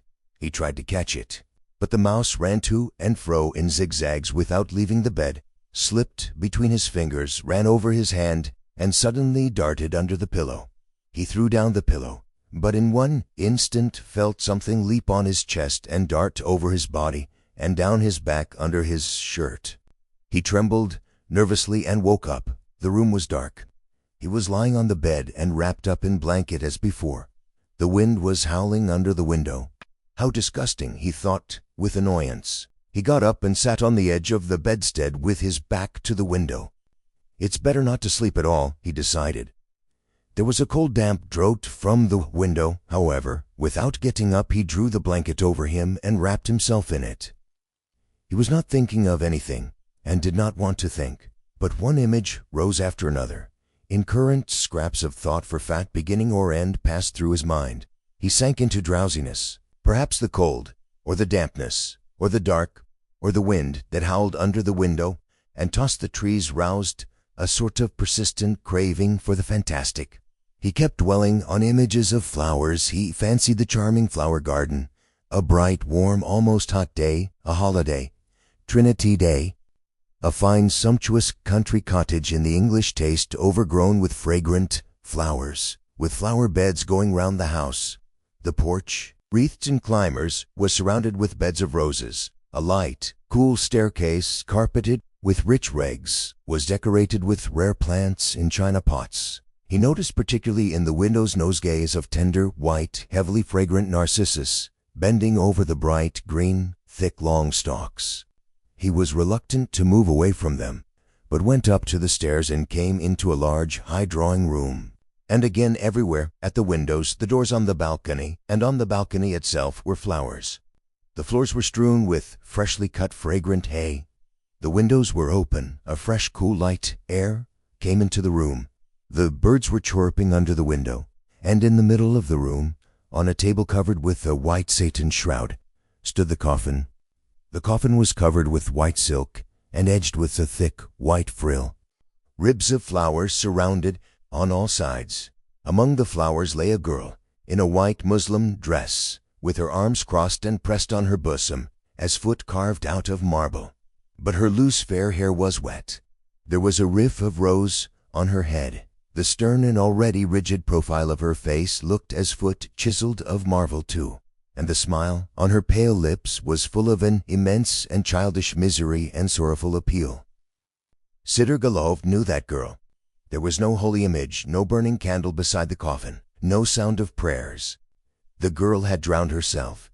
She was only 14, but her heart was broken, and she had destroyed herself, crushed by an insult that had appalled and amazed a childish soul, had smirched that angel purity with an enema, disgraced and torn from her a last scream of despair, unheeded and brutally disregarded, on a dark night in the cold and wet while the wind howled. Svidrigailov came to himself, got up from the bed and went to the window. He felt for the latch and opened it. The wind lashed fiercely into the little room and stung his face and his chest, only covered with his shirt as fraught with frost. Under the window there must have been something like a garden, and apparently a pleasure garden. There too probably there were tea tables and singing in the daytime.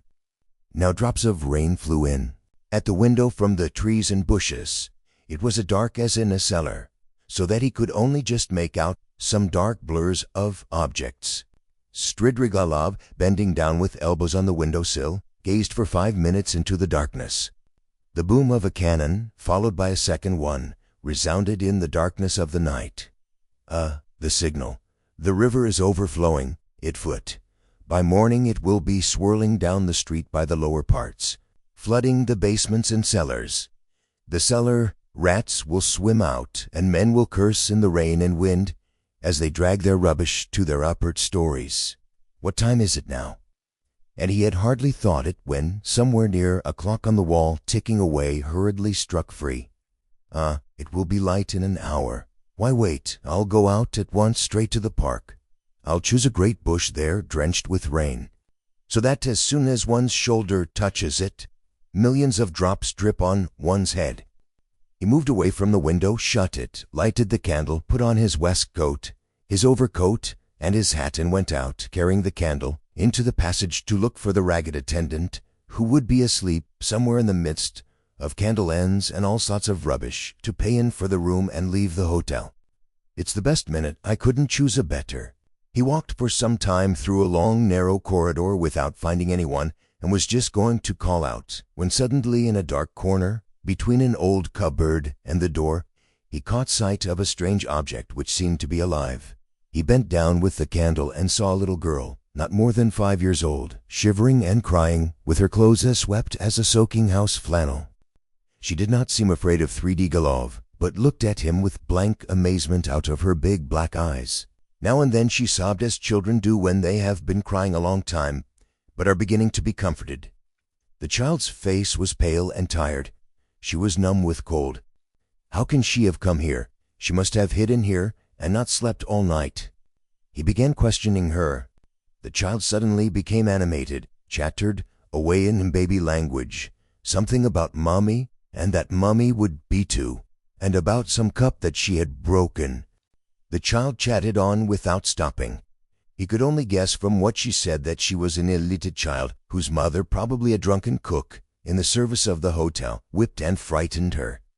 That the child had broken a cup of her mother's, and was so frightened that she had run away the evening before, had hidden for a long while somewhere outside in the rain, at last had made her way in here, hidden behind the cupboard, and spent the night there, crying and trembling from the damp, the darkness, and the fear that she would be badly beaten for it. He took her in his arms and went back to his room, set her on the bed, and began undressing her. The torn shoes which she had on her stockingless feet were as wet as if they had been standing in the puddle all night. When he had undressed her, he put her on the bed, covered her up, and wrapped her in the blanket from her head downwards. She fell asleep at once. Then he sank into dreary musing again. What folly to trouble myself, he decided suddenly, with an oppressive feeling of annoyance. What art Yassi? In vexation he took up the candle to go and look for the ragged attendant again and make haste to go away. Damn the child, he thought as he opened the door. But he turned again to see whether the child was asleep. He raised the blanket carefully. The child was sleeping soundly. She had got warm under the blanket, and her pale cheeks were flushed. But strange to say, that flush seemed brighter and caused than the rosy cheeks of childhood. It's a flush of fever, food's ridding I love. It was like the flush from drinking, as what she had been given a full glass to drink. Her crimson lips were hot and glowing. But what was this? He suddenly fancied that her long black eyelashes were quivering, as though the lids were opening, and a sly crafty eye peeped out with an unchildish wink, as though the little girl were not asleep but pretending. Yes, it was so. Her lips parted in a smile. The corners of her mouth quivered, as though she was trying to control them. But now she quite gave up all the effort. Now it was a grin, a broad grin. There was something shameless, provocative in that quite childish face. It was depravity. It was the face of a harlot, the shameless face of a French harlot. Now both eyes open wide, they turned a glowing, shameless glance upon him. They laughed, invited him. There was something infinitely hideous and shocking, that laugh, in those eyes, in such nastiness in the face of a child. What? That's a 5-year-old? Svidrigailov muttered in a genuine horror. What does it mean? And now she turned to him, her little face all aglow, holding out her arms. Accursed child, Svidrigailov cried, raising his hand to strike her. But at that moment he woke up. He was in the same bed, still wrapped in the blanket. The candle had not been lighted, and daylight was streaming in at the windows. I've had nightmares all night. He got up angrily, feeling utterly shattered. His bones ached. There was a thick mist outside, and he could see nothing. It was nearly 5.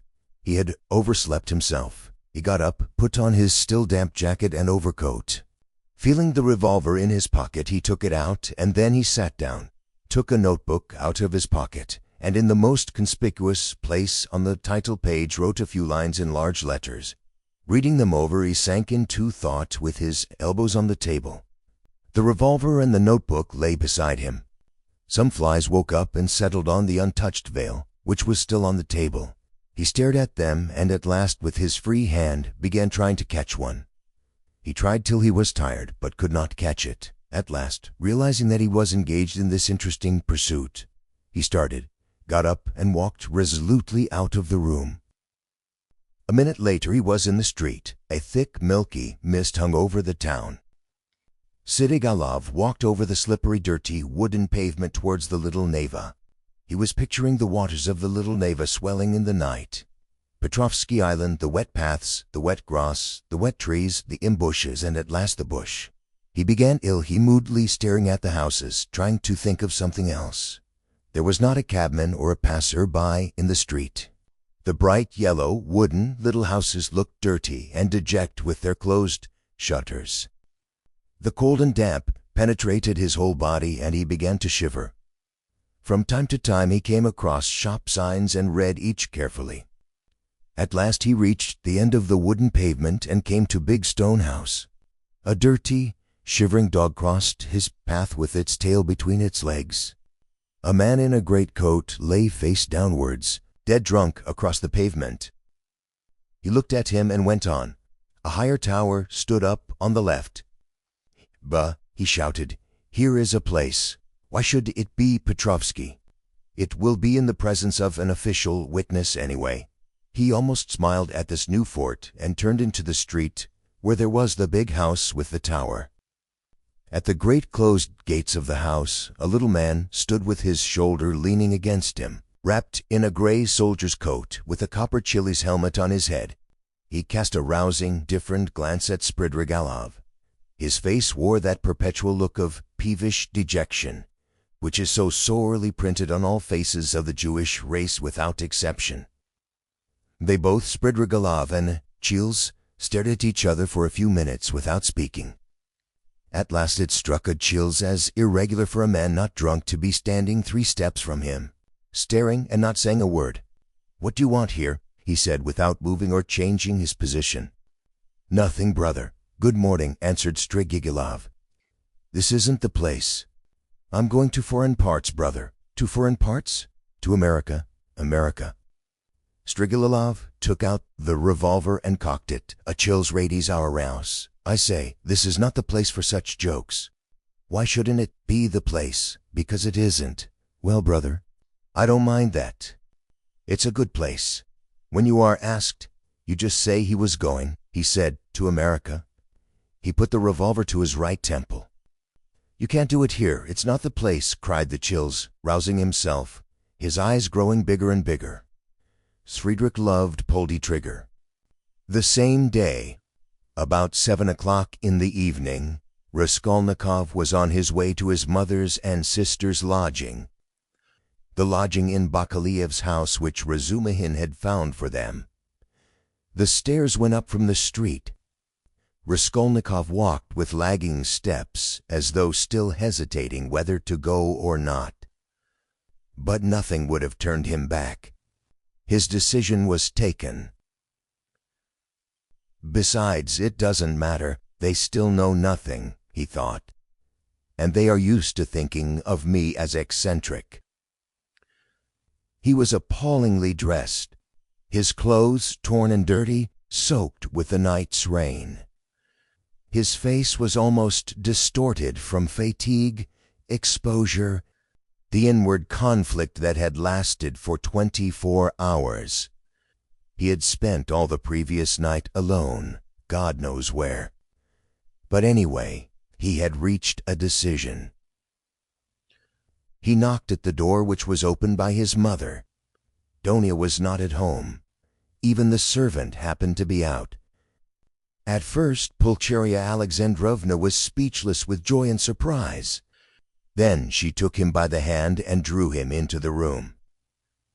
"Here you are," she began, faltering with joy. Don't be angry with me, Rogia, for welcoming you so foolishly with tears. I am laughing, not crying. Did you think I was crying? No.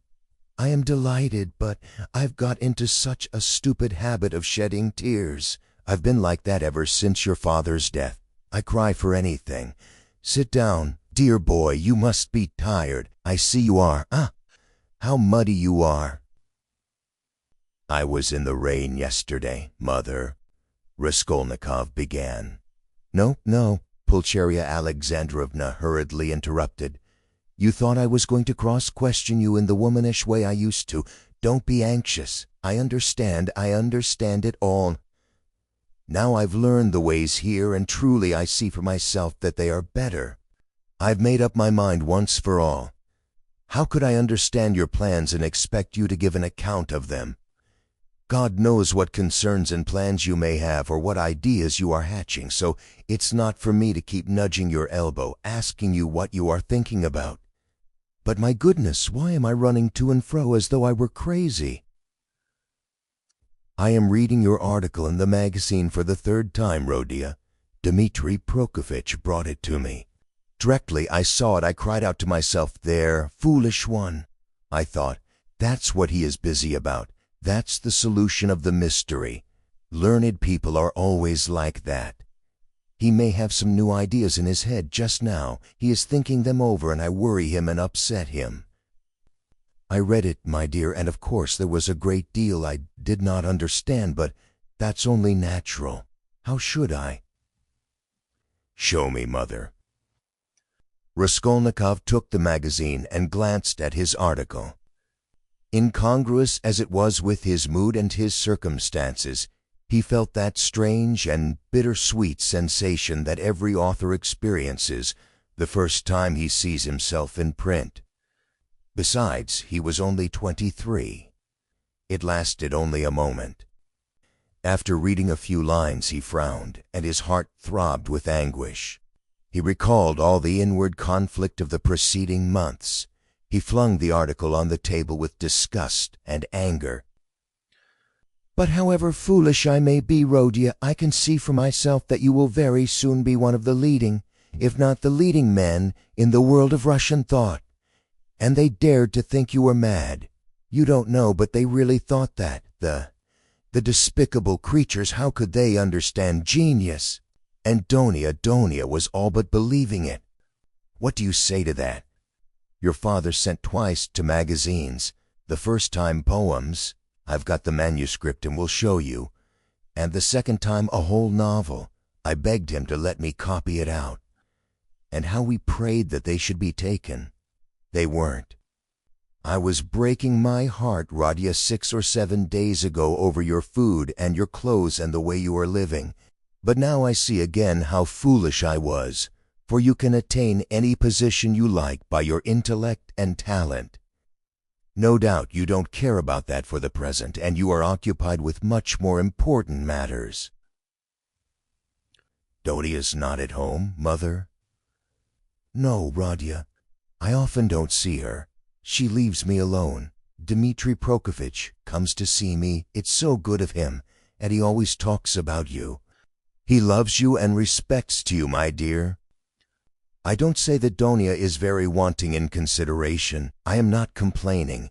She has her ways, and I have mine. She seems to have got some secrets of late, and I never have any secrets from you two.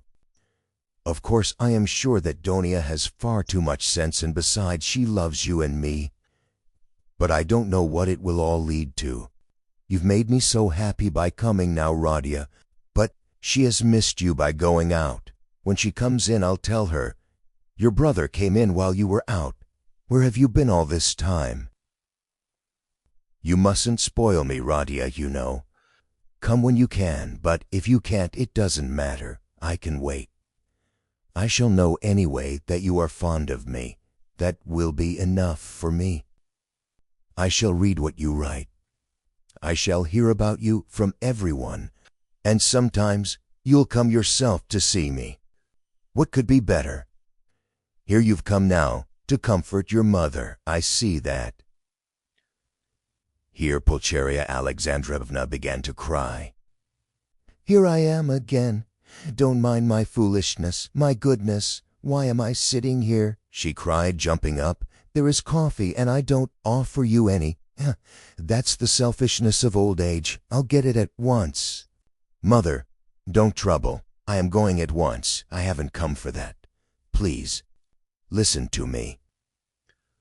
Pulcheria Alexandrovna went up to him timidly. "Mother, whatever happens, whatever you hear about me, whatever you are told about me, will you always love me as you do now?" he asked suddenly from the fullness of his heart, as though not thinking of his words and not weighing them. "Radia, what is the matter? How can you ask me such a question? Why, who will tell me anything about you? Besides, I shouldn't believe anyone. I should refuse to listen." "I've come to assure you that I've always loved you, and I am glad that we are alone, even glad Donya is out," he went on with the same impulse. "I have come to tell you that though you will be unhappy, you must believe that your son loves you now more than himself, and that all you thought about me, that I was cruel and didn't care about you, was all a mistake. I shall never cease to love you."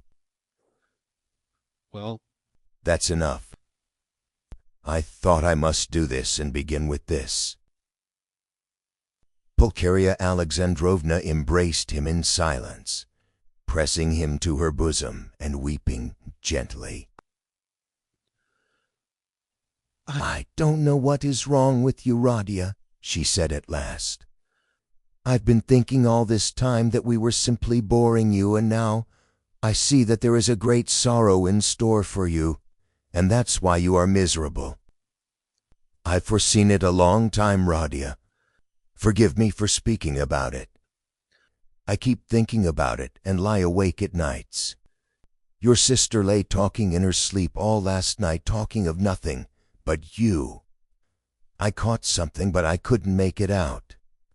I felt all the morning as though I were going to be hanged, waiting for something, expecting something, and now it has come. Radia, where are you going? You are going away somewhere?" "Yes." "That's what I thought. I can come with you, you know, if you need me, and Donia too. She loves you dearly, and Sofya Semyonovna may come with us if you like. You see, I am glad to look upon her, as a daughter even. Dmitri Prokofitch will help us to go together, but where are you going?" "Goodbye, Mother." "What, today?" she cried, as though losing him forever. "I can't stay. I must go now." "And can't I come with you?" "No. But kneel down and pray to God for me. Your prayer perhaps will reach him." "Let me bless you and sign you with the cross." That's right. Oh God, what are we doing?" Yes, he was glad. He was very glad that there was no one there, that he was alone with his mother.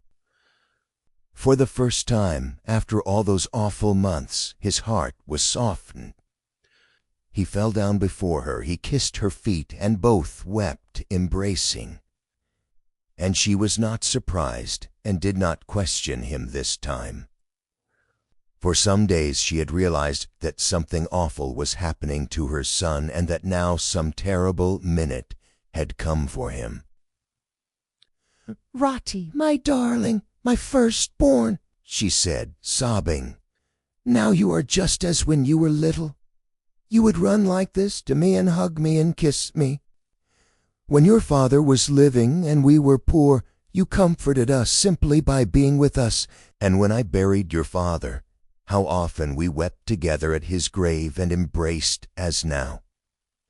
And if I've been crying lately, it's that my mother's heart had a foreboding of trouble. The first time I saw you that evening, you remember, as soon as we arrived here, I guessed simply from your eyes. My heart sank at once, and today when I opened the door and looked at you, I thought the fatal hour had come. Roger, you are not going away today?" No. You'll come again? Yes. I'll come. Roger, don't be angry. I don't dare to question you. I know I mustn't. Only say 2 words to me. Is it far where you are going? Very far. What is the waiting you there? Some post or career for you? What God sends? Only pray for me.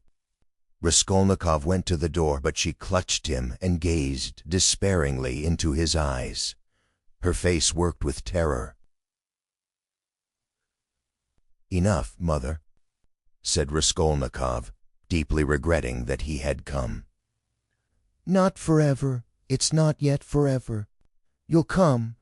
You'll come tomorrow? I will. I will. Goodbye. He tore himself away at last. It was a warm, fresh, bright evening. It had cleared up in the morning. Raskolnikov went to his lodgings. He made haste. He wanted to finish all before sunset. He did not want to meet anyone till then. Going up the stairs, he noticed that Nastasya rushed from the samovar to watch him intently. Can anyone have come to see me? He wondered. He had a disgusted vision of Porfiry. But opening his door, he saw Donia. She was sitting alone, plunged in deep thought, and looked as though she had been waiting a long time. He stopped short in the doorway. She rose from the sofa in dismay and stood up, facing him. Her eyes, fixed upon him, betrayed horror and infinite grief. And from those eyes alone he saw at once that she knew. Am I to come in or go away? He asked, uncertainly. I've been all day with Sofya Semyonovna. We were both waiting for you. We thought that you would be sure to come there. Raskolnikov went into the room and sank exhausted on a chair. I feel weak, Donia. I am very tired, and I should have liked at this moment to be able to control myself. He glanced at her mistrustfully. Where were you all night? I don't remember clearly. You see, sister, I wanted to make up my mind once for all, and several times I walked by the Neva. I remember that I wanted to end it all there, but I couldn't make up my mind. He whispered, looking at her mistrustfully again. Thank God. That was just what we were afraid of, Sofya Semyonovna and I, that you still have faith in life. Thank God, thank God. Raskolnikov smiled bitterly. I haven't faith, but I have just been weeping in Mother's arms. I haven't faith, but I have just asked her to pray for me. I don't know how it is, Donia. I don't understand it. Have you been at Mother's? Have you told her? Cried Donia, horror-stricken. Surely you haven't done that. No, I didn't tell her. In words, but she understood a great deal. She heard you talking in your sleep. I am sure she half understands it already. Perhaps I did wrong in going to see her. I don't know why I did go. I am a contemptible person, Donia. A contemptible person, but ready to face suffering? You aren't you? Yes, I am going. At once. Yes. To escape the disgrace, I thought of drowning myself, Donia, but as I looked into the water, I thought that if I had considered myself strong till now, I'd better not be afraid of disgrace, he said, hurrying on. It's pride, Donia. Pride, Radia. There was a gleam of fire in his lusterless eyes. He seemed to be glad to think that he was still proud. You don't think, sister, that I was simply afraid of the water?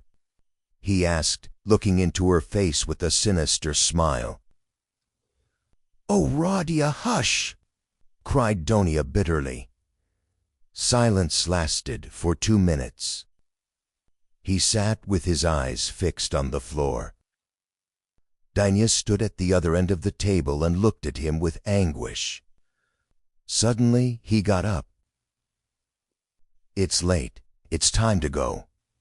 I am going at once to give myself up, but I don't know why I am going to give myself up." Big tears fell down her cheeks. "You are crying, sister, but can you hold out your hand to me?" "You doubted it?" She threw her arms round him. "Aren't you half expiating your crime by facing this suffering?" she cried, holding him close and kissing him. "Crime? What crime?" he cried in sudden fury. "That I killed a vile noxious insect, an old pawnbroker woman of use to no one. Killing her was atonement for 40 sins. She was sucking the life out of poor people. Was that a crime? I am not thinking of it, and I am not thinking of expiating it. And why are you all rubbing it on all sides? A crime, a crime.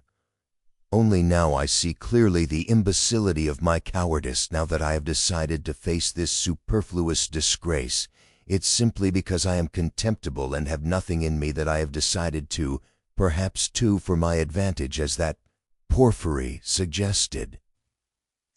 "Brother, brother, what are you saying? Why, you have shed blood," cried Donia in despair. "Which all men shed," he put in almost frantically, "which flows and has always flowed in streams, which is spilt like champagne, and for which men are crowned in the Capitol and are called afterwards benefactors of mankind. Look into it more carefully and understand it. I too wanted to do good to men and would have done hundreds, thousands of good deeds to make up for that one piece of stupidity. Not stupidity even, simply clumsiness. For the idea was by no means so stupid as it seems now that it has failed. Everything seems stupid when it fails. By that stupidity I only wanted to put myself into an independent position, to take the first step, to obtain means, and then everything would have been smoothed over by benefits immeasurable in comparison. But I couldn't carry out even the first step, because I am contemptible. That's what's the matter. And yet I won't look at it as you do. If I had succeeded, I should have been crowned with glory. But now I'm trapped." "But that's not so, not so. Brother, what are you saying?" "Ah, it's not picturesque, not aesthetically attractive. I fail to understand why bombarding people by regular siege is more honorable. The fear of appearances is the first symptom of impotency. I've never recognized this more clearly than now, and I am further than ever from seeing that what I did was a crime. I've never been stronger and more convinced than now." The color had rushed into his pale, exhausted face, but as he uttered his last explanation, he happened to meet Donia's eyes, and he saw such anguish in them that he could not help being checked. He felt that he had, anyway, made these 2 poor women miserable, that he was, anyway, the cause. "Donia, darling, if I am guilty, forgive me, though I cannot be forgiven if I am guilty. Goodbye. We won't dispute. It's time, high time to go. Don't follow me. I beseech you, I have somewhere else to go. But you go at once and sit with Mother. I entreat you to. It's my last request of you. Don't leave her at all. I left her in a state of anxiety that she is not fit to bear. She will die or go out of her mind. Be with her. Razumihin will be with you. I've been talking to him. Don't cry about me. I'll try to be honest and manly all my life, even if I am a murderer. Perhaps I shall someday make a name. I won't disgrace you. You will see. I'll still show. Now, goodbye for the present," he concluded hurriedly, noticing again a strange expression in Donia's eyes at his last words and promises. "Why are you crying? Don't cry, don't cry, we are not parting forever. Yes, wait a minute, I'd forgotten." He went to the table, took up a thick dusty book, opened it, and took from between the pages a little watercolor portrait on ivory. It was the portrait of his landlady's daughter, who had died of fever, that strange girl who had wanted to be a nun. For a minute he gazed at the delicate, expressive face of his betrothed, kissed the portrait, and gave it to Donia. "I used to talk a great deal about it to her. Only to her," he said thoughtfully. "To her heart I confided much of what has since been so hideously realized." "Don't be uneasy," he returned to Donia. "She was as much opposed to it as you, and I am glad that she is gone. The great point is that everything now is going to be different, is going to be broken in two," he cried, suddenly returning to his dejection. "Everything, everything. And am I prepared for it? Do I want it myself? They say it is necessary for me to suffer. What's the object of these senseless sufferings? Shall I know any better what they are for, when I am crushed by hardships and idiocy, and weak as an old man after 20 years' penal servitude? And what shall I have to live for then? Why am I consenting to that life now? Oh, I knew I was contemptible when I stood looking at the needle at daybreak today." At last they both went out. It was hard for Donia, but she loved him. She walked away, but after going 50 paces she turned round to look at him again. He was still in sight. At the corner, he too turned, and, for the last time, their eyes met. But noticing that she was looking at him, he motioned her away with impatience and even vexation, and turned the corner abruptly. "I am wicked, I see that," he thought to himself, feeling ashamed a moment later of his angry gesture to Donia. "But why are they so fond of me if I don't deserve it? Oh, if only I were alone and no one loved me, and I too had never loved anyone, nothing of all this would have happened. But I wonder, shall I in those 15 or 20 years grow so meek that I shall humble myself before people and whimper at every word that I am a criminal? Yes, that's it, that's what they are sending me there for, that's what they want. Look at them running to and fro about the streets, every one of them a scoundrel and a criminal at heart, and worse still, an idiot. But try to get me off and they'd be wild with righteous indignation. Oh, how I hate them all." He fell to musing by what process it could come to pass that he could be humbled before all of them indiscriminately, humbled by conviction. And yet, why not? It must be so. Would not 20 years of continual bondage crush him utterly? Water wears out a stone. And why should he live after that? Why should he go now when he knew that it would be so? It was the 100th time, perhaps, that he had asked himself that question since the previous evening. But still, he went. When he went into Sonia's room, it was already getting dark. All day Sonia had been waiting for him in terrible anxiety. Dunia had been waiting with her. She had come to her that morning, remembering Svidrigailov's words that Sonia knew. We will not describe the conversation and tears of the two girls, and how friendly they became. Dunya gained one comfort at least from that interview, that her brother would not be alone. He had gone to her, Sonia, first with his confession. He had gone to her for human fellowship when he needed it. She would go with him wherever fate might send him. Dunya did not ask, but she knew it was so. She looked at Sonia almost with reverence, and at first almost embarrassed her by it. Sonia was almost on the point of tears. She felt herself, on the contrary, hardly worthy to look at Dunya. Dunya's gracious image when she had bowed to her so attentively and respectfully at their first meeting in Raskolnikov's room had remained in her mind as one of the fairest visions of her life. Dunya at last became impatient and, leaving Sonia, went to her brother's room to await him there. She kept thinking that he would come there first. When she had gone, Sonia began to be tortured by the dread of his committing suicide, and Dunya too feared it.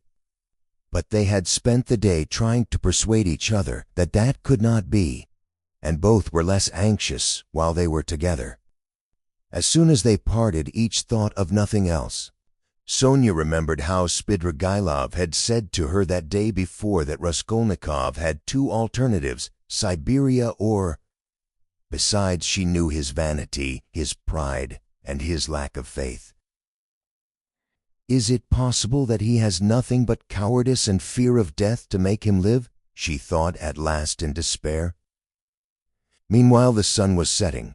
Sonia was standing in dejection, looking intently out of the window, but from it she could see nothing but the unwhitewashed blank wall of the next house. At last, when she began to feel sure of his death, he walked into the room. She gave a cry of joy, but looking carefully into his face, she turned pale. "Yes," said Raskolnikov, smiling. "I have come for your cross, Sonia. It was you who told me to go to the crossroads. Why is it you are frightened now? It's come to that." Sonia gazed at him astonished. His tone seemed strange to her. A cold shiver ran over her, but in a moment she guessed that the tone and the words were a mask. He spoke to her looking away, as though to avoid meeting her eyes. "You see, Sonia, I've decided that it will be better so. There is one fact, but it's a long story, and there is no need to discuss it. But do you know what angers me? It annoys me that all those stupid, brutish faces will be gaping at me directly, pestering me with their stupid questions which I shall have to answer. They'll point their fingers at me, too. You know I am not going to Porfiry. I am sick of him. I'd rather go to my friend, the explosive lieutenant. How I shall surprise him. What a sensation I shall make. But I must be cooler. I've become too irritable of late. You know I was nearly shaking my fist at my sister just now, because she turned to take a last look at me. It's a brutal state to be in. Ah, what am I coming to? Well, where are the crosses?" He seemed hardly to know what he was doing. He could not stay still or concentrate his attention on anything. His ideas seemed to gallop after one another. He talked incoherently. His hands trembled slightly. Without a word, Sonia took out of the drawer two crosses, one of cypress wood and one of copper. She made the sign of the cross over herself and over him, and put the wooden cross on his neck. "It's the symbol of my taking up the cross," he laughed, "as though I had not suffered much till now. The wooden cross, that is the peasant one. The copper one, that is Lizaveta's. You will wear yourself, show me." So she had it on. At that moment, I remembered two things like these too, a silver one and a little icon. I threw them back on the old woman's neck. Those would be appropriate now, really. Those are what I ought to put on now. But I am talking nonsense and forgetting what matters. I am somehow forgetful. You see, I have come to warn you, Sonia, so that you might know. That's all I came for. But I thought I had more to say. You wanted me to go yourself. Well, now I am going to prison, and you'll have your wish.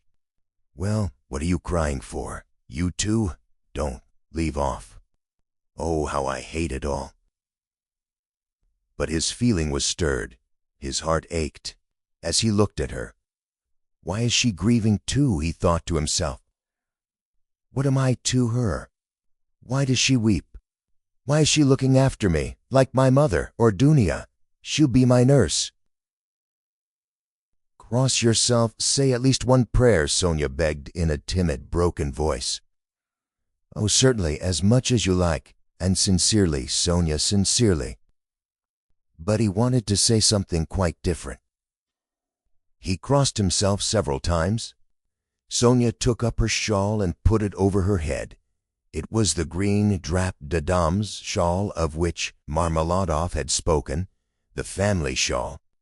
Raskolnikov thought of that looking at it, but he did not ask. He began to feel himself that he was certainly forgetting things and was disgustingly agitated. He was frightened at this. He was suddenly struck too by the thought that Sonia meant to go with him. "What are you doing? Where are you going? Stay here, stay! I'll go alone," he cried in cowardly vexation, and almost resentful. He moved towards the door. "What's the use of going in procession?" he muttered, going out. Sonia remained standing in the middle of the room. He had not even said good-bye to her. He had forgotten her. A poignant and rebellious doubt surged in his heart.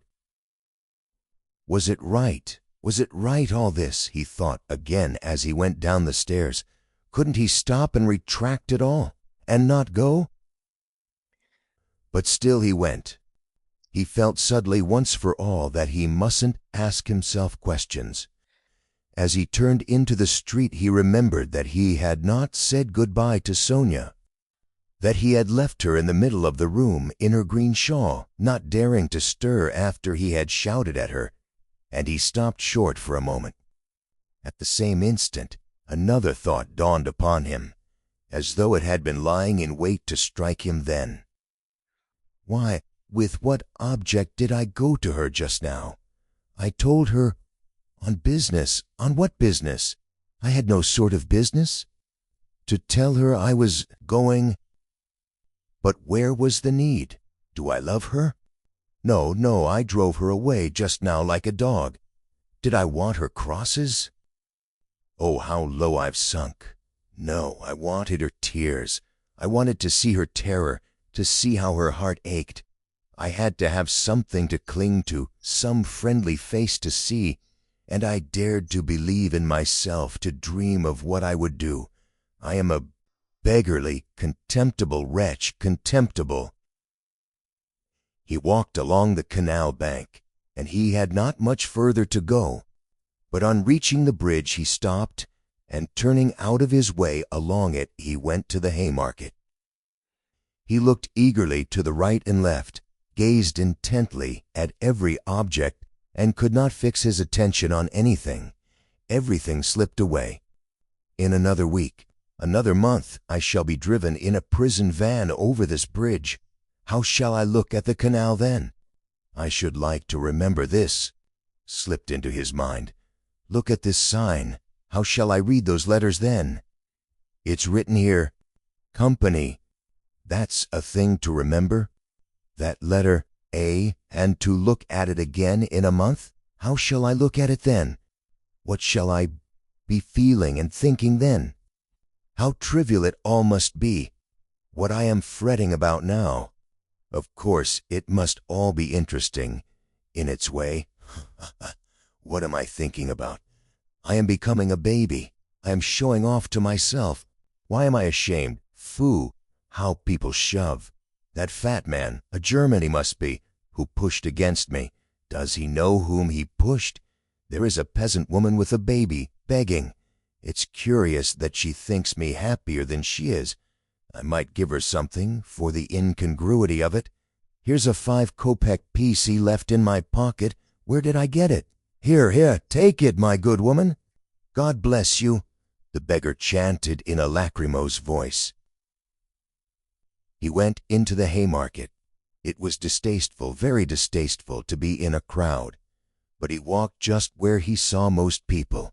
He would have given anything in the world to be alone, but he knew himself that he would not have remained alone for a moment. There was a man drunk and disorderly in the crowd. He kept trying to dance and falling down. There was a ring round him. Raskolnikov squeezed his way through the crowd, stared for some minutes at the drunken man, and suddenly gave a short, jerky laugh. A minute later he had forgotten him and did not see him, though he still stared. He moved away at last, not remembering where he was. But when he got into the middle of the square, an emotion suddenly came over him, overwhelming him, body and mind. He suddenly recalled Sonia's words. "Go to the crossroads, bow down to the people, kiss the earth, for you have sinned against it too, and say aloud to the whole world, 'I am a murderer.'" He trembled, remembering that, and the hopeless misery and anxiety of all that time, especially of the last hours, had weighed so heavily upon him that he positively clutched at the chance of this new, unmixed, complete sensation. It came over him like a fit. It was like a single spark kindled in his soul and spreading fire through him. Everything in him softened at once, and the tears started into his eyes. He fell to the earth on the spot.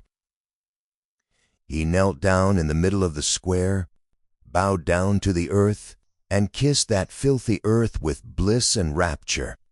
He got up and bowed down a second time.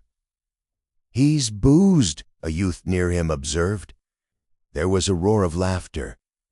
"He's going to Jerusalem, brothers, and saying goodbye to his children and his country. He's bowing down to all the world and kissing the great city of St. Petersburg and its pavement," added a workman who was a little drunk.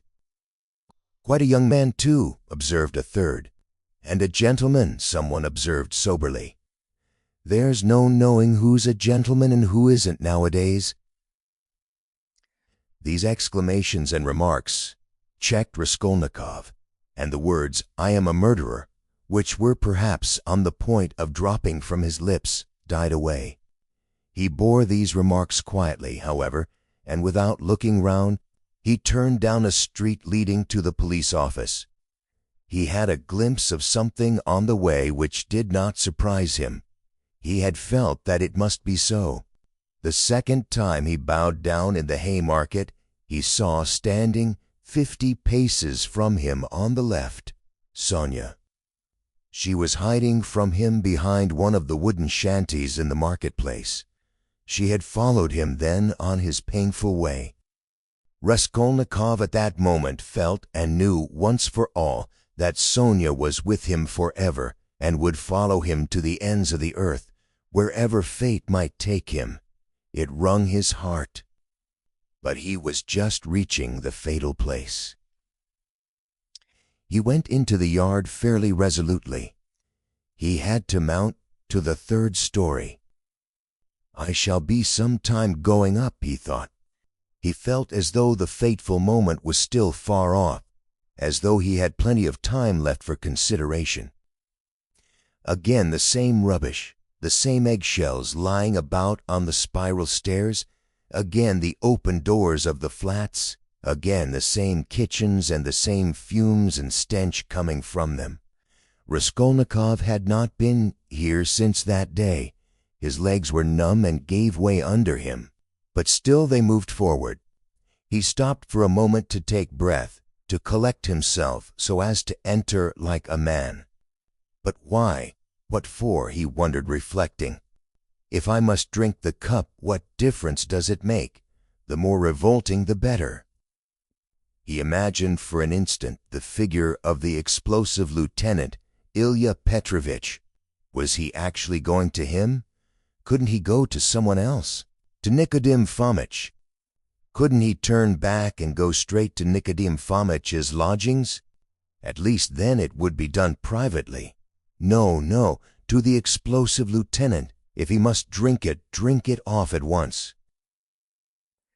Turning cold and hardly conscious, he opened the door of the office. There were very few people in it this time, only a house porter and a peasant. The doorkeeper did not even peep out from behind his screen. Raskolnikov walked into the next room. Perhaps I still need not speak, passed through his mind. Some sort of clerk not wearing a uniform was settling himself at a bureau to write. In a corner another clerk was seating himself. Zametov was not there, nor, of course, Nicodim Fomitch. "No one in?" Raskolnikov asked, addressing the person at the bureau. "Non do what?" "Ah, not a sound was heard, not a sight was seen, but I sent the Russian. How does it go in the fairy tale? I've forgotten." "At your service," a familiar voice cried suddenly. Raskolnikov shuddered. The explosive lieutenant stood before him. He had just come in from the third room. "Is it the hand of fate?" thought Raskolnikov. "Why is he here?" "You've come to see us. What about?" cried Ilya Petrovitch. He was obviously in an exceedingly good humor, and perhaps a trifle exhilarated. "If it's on business, you are rather early. It's only a chance that I am here. However, I'll do what I can. I must admit What is it? What is it? Excuse me." Footnote: Dostoyevsky appears to have forgotten that it is after sunset, and that the last time Raskolnikov visited the police office at 2 in the afternoon, he was reproached for coming too late. Translator. Raskolnikov. "Of course, Raskolnikov. You didn't imagine I'd forgotten. Don't think I am like that. Rodionovich. That's it, isn't it?" Rodion Romanovich. Yes, of course, Rodion Romanovich. I was just getting at it. I made many inquiries about you. I assure you I've been genuinely grieved since I behaved like that. It was explained to me afterwards that you were a literary man, and a learned one too, and so to say the first steps. Mercy on us, what literary or scientific man does not begin by some originality of conduct? My wife and I have the greatest respect for literature. In my wife it's a genuine passion. Literature and art. If only a man is a gentleman, all the rest can be gained by talents, learning, good sense, genius. As for a hat, well, what does a hat matter? I can buy a hat as easily as I can a bun. What's under the hat? What the hat covers? I can't buy that. I was even meaning to come and apologize to you, but thought maybe you'd.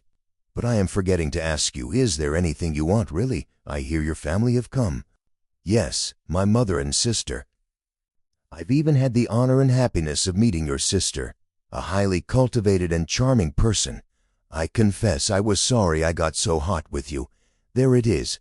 But as for my looking suspiciously at your fainting fit, that affair has been cleared up splendidly. Bigotry and fanaticism. I understand your indignation. Perhaps you are changing your lodging on account of your family's arrival?" "No, I only looked in. I came to ask. I thought that I should find Zametov here." "Oh, yes, of course, you've made friends, I heard. Well, no, Zametov is not here. Yes, we've lost Zametov. He's not been here since yesterday. He quarreled with everyone on leaving, in the rudest way. He is a feather-headed youngster, that's all.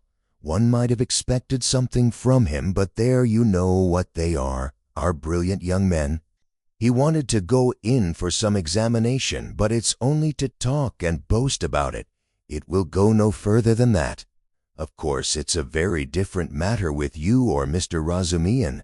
They're your friend. Your career is an intellectual one, and you won't be deterred by failure. For you, one may say, all the attractions of life, nihilist.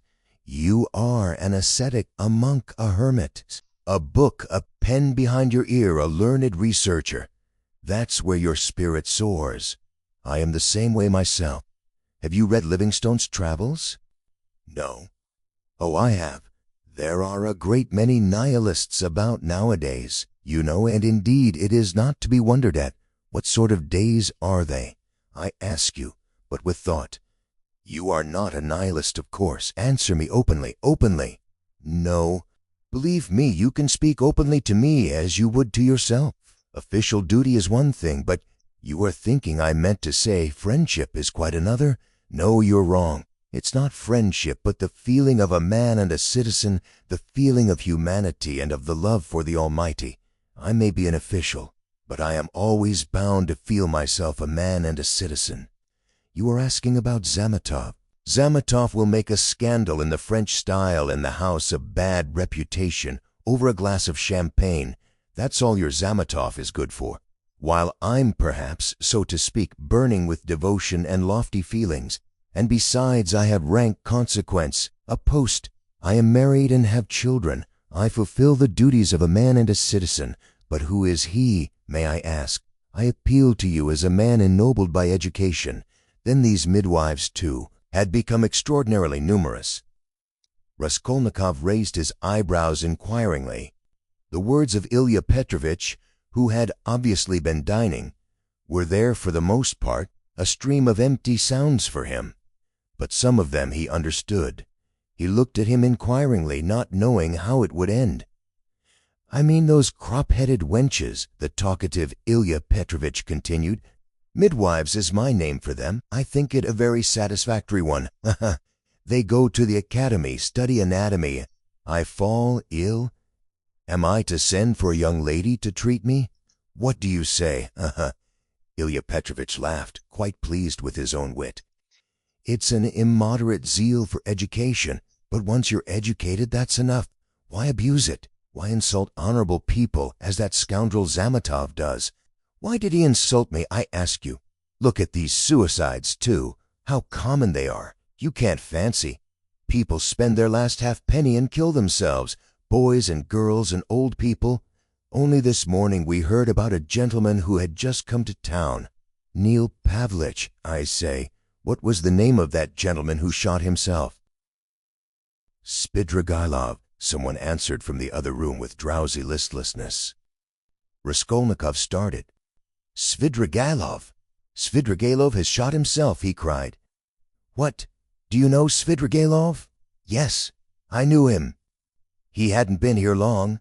Yes, that's so. He had lost his wife, was a man of reckless habits, and all of a sudden shot himself, and in such a shocking way. He left in his notebook a few words, that he dies in full possession of his faculties, and that no one is to blame for his death. He had money, they say. How did you come to know him? I was acquainted. My sister was governess in his family. Blah, blah, blah. Then no doubt you can tell us something about him. You had no suspicion? I saw him yesterday. He was drinking wine. I knew nothing. Raskolnikov felt as though something had fallen on him and was stifling him. You've turned pale again. It's so stuffy here. Yes, I must go, muttered Raskolnikov. Excuse my troubling you. Oh, not at all, as often as you like. It's a pleasure to see you, and I am glad to say so. Ilya Petrovitch held out his hand. I only wanted... I came to see Zametov. I understand, and it's a pleasure to see you. I am very glad. Goodbye. Raskolnikov smiled. He went out. He reeled. He was overtaken with giddiness and did not know what he was doing. He began going down the stairs, supporting himself with his right hand against the wall.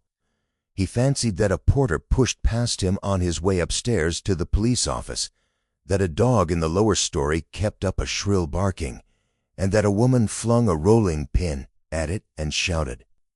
He went down and out into the yard. There, not far from the entrance, stood Sonia, pale and horror-stricken. She looked wildly at him. He stood still before her. There was a look of poignant agony, of despair in her face. She clasped her hands. His lips worked in an ugly, meaningless smile. He stood still a minute, grinned, and went back to the police office. Ilya Petrovitch had sat down and was rummaging among some papers. Before him stood the same peasant who had pushed by on the stairs. "Hulloa, back again? Have you left something behind? What's the matter?" Raskolnikov, with white lips and staring eyes, came slowly nearer. He walked right to the table, leaned his hand on it, tried to say something but could not. Only incoherent sounds were audible. "You are feeling ill. A chair. Here, sit down. Some water." Raskolnikov dropped onto a chair, but he kept his eyes fixed on the face of Ilya Petrovitch, which expressed unpleasant surprise. Both looked at one another for a minute and waited. Water was brought. "It was I," began Raskolnikov. "Drink some water." Raskolnikov refused the water with his hand, and softly and brokenly, but distinctly said, "It was I killed the old pawnbroker woman and her sister, Lizaveta, with an axe and robbed them." Ilya Petrovitch opened his mouth. People ran up on all sides.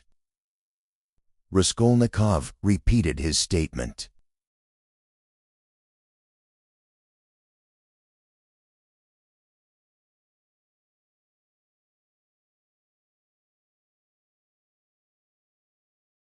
Epilogue 1. Siberia. On the banks of a broad solitary river stands a town, one of the administrative centers of Russia. In the town there is a fortress. In the fortress there is a prison. In the prison, the second-class convict, Arion Raskolnikov, has been confined for 9 months. Almost a year and a half has passed since his crime. There had been little difficulty about his trial. The criminal adhered exactly, firmly, and clearly to his statement. He did not confuse nor misrepresent the facts, nor soften them in his own interest, nor omit the smallest detail. He explained every incident of the murder, the secret of the pledge, the piece of wood with a strip of metal, which is found in the murdered woman's hand. He described minutely how he had taken her keys, what they were like, as well as the chest and its contents. He explained the mystery of Lizaveta's murder, described how Koch and after him the student knocked, and repeated all they had said to one another, how he afterwards had run downstairs and heard Nikolai and Dmitri shouting, how he had hidden in the empty flat and afterwards gone home. He ended by indicating the stone in the yard of the Vosnezhensky Prospect under which the purse and the trinkets were found. The whole thing, in fact, was perfectly clear. The lawyers and the judges were very much struck, among other things, by the fact that he had hidden the trinkets and the purse under a stone without making use of them, and that, what was more, he did not now remember what the trinkets were like, or even how many there were. The fact that he had never opened the purse and did not even know how much was in it seemed incredible. There turned out to be in the purse 317 rubles and 60 kopecks. From being so long under the stone, some of the most valuable notes lying uppermost had suffered from the damp. They were a long while trying to discover why the accused man should tell a lie about this, when about everything else he had made a truthful and straightforward confession. Finally, some of the lawyers more versed in psychology admitted that it was possible he had really not looked into the purse and so didn't know what was in it when he hid it under the stone. But they immediately drew the deduction that the crime could only have been committed through temporary mental derangement, through homicidal mania, without object or the pursuit of gain. This fell in with the most recent fashionable theory of temporary insanity, so often applied in our days in criminal cases. Moreover, Raskolnikov's hypochondriacal condition was proved by many witnesses, by Dr. Zosimov, his former fellow students, his landlady, and her servant. All this pointed strongly to the conclusion that Raskolnikov was not quite like an ordinary murderer and robber, but that there was another element in the case. To the intense annoyance of those who maintained this opinion, the criminal scarcely attempted to defend himself.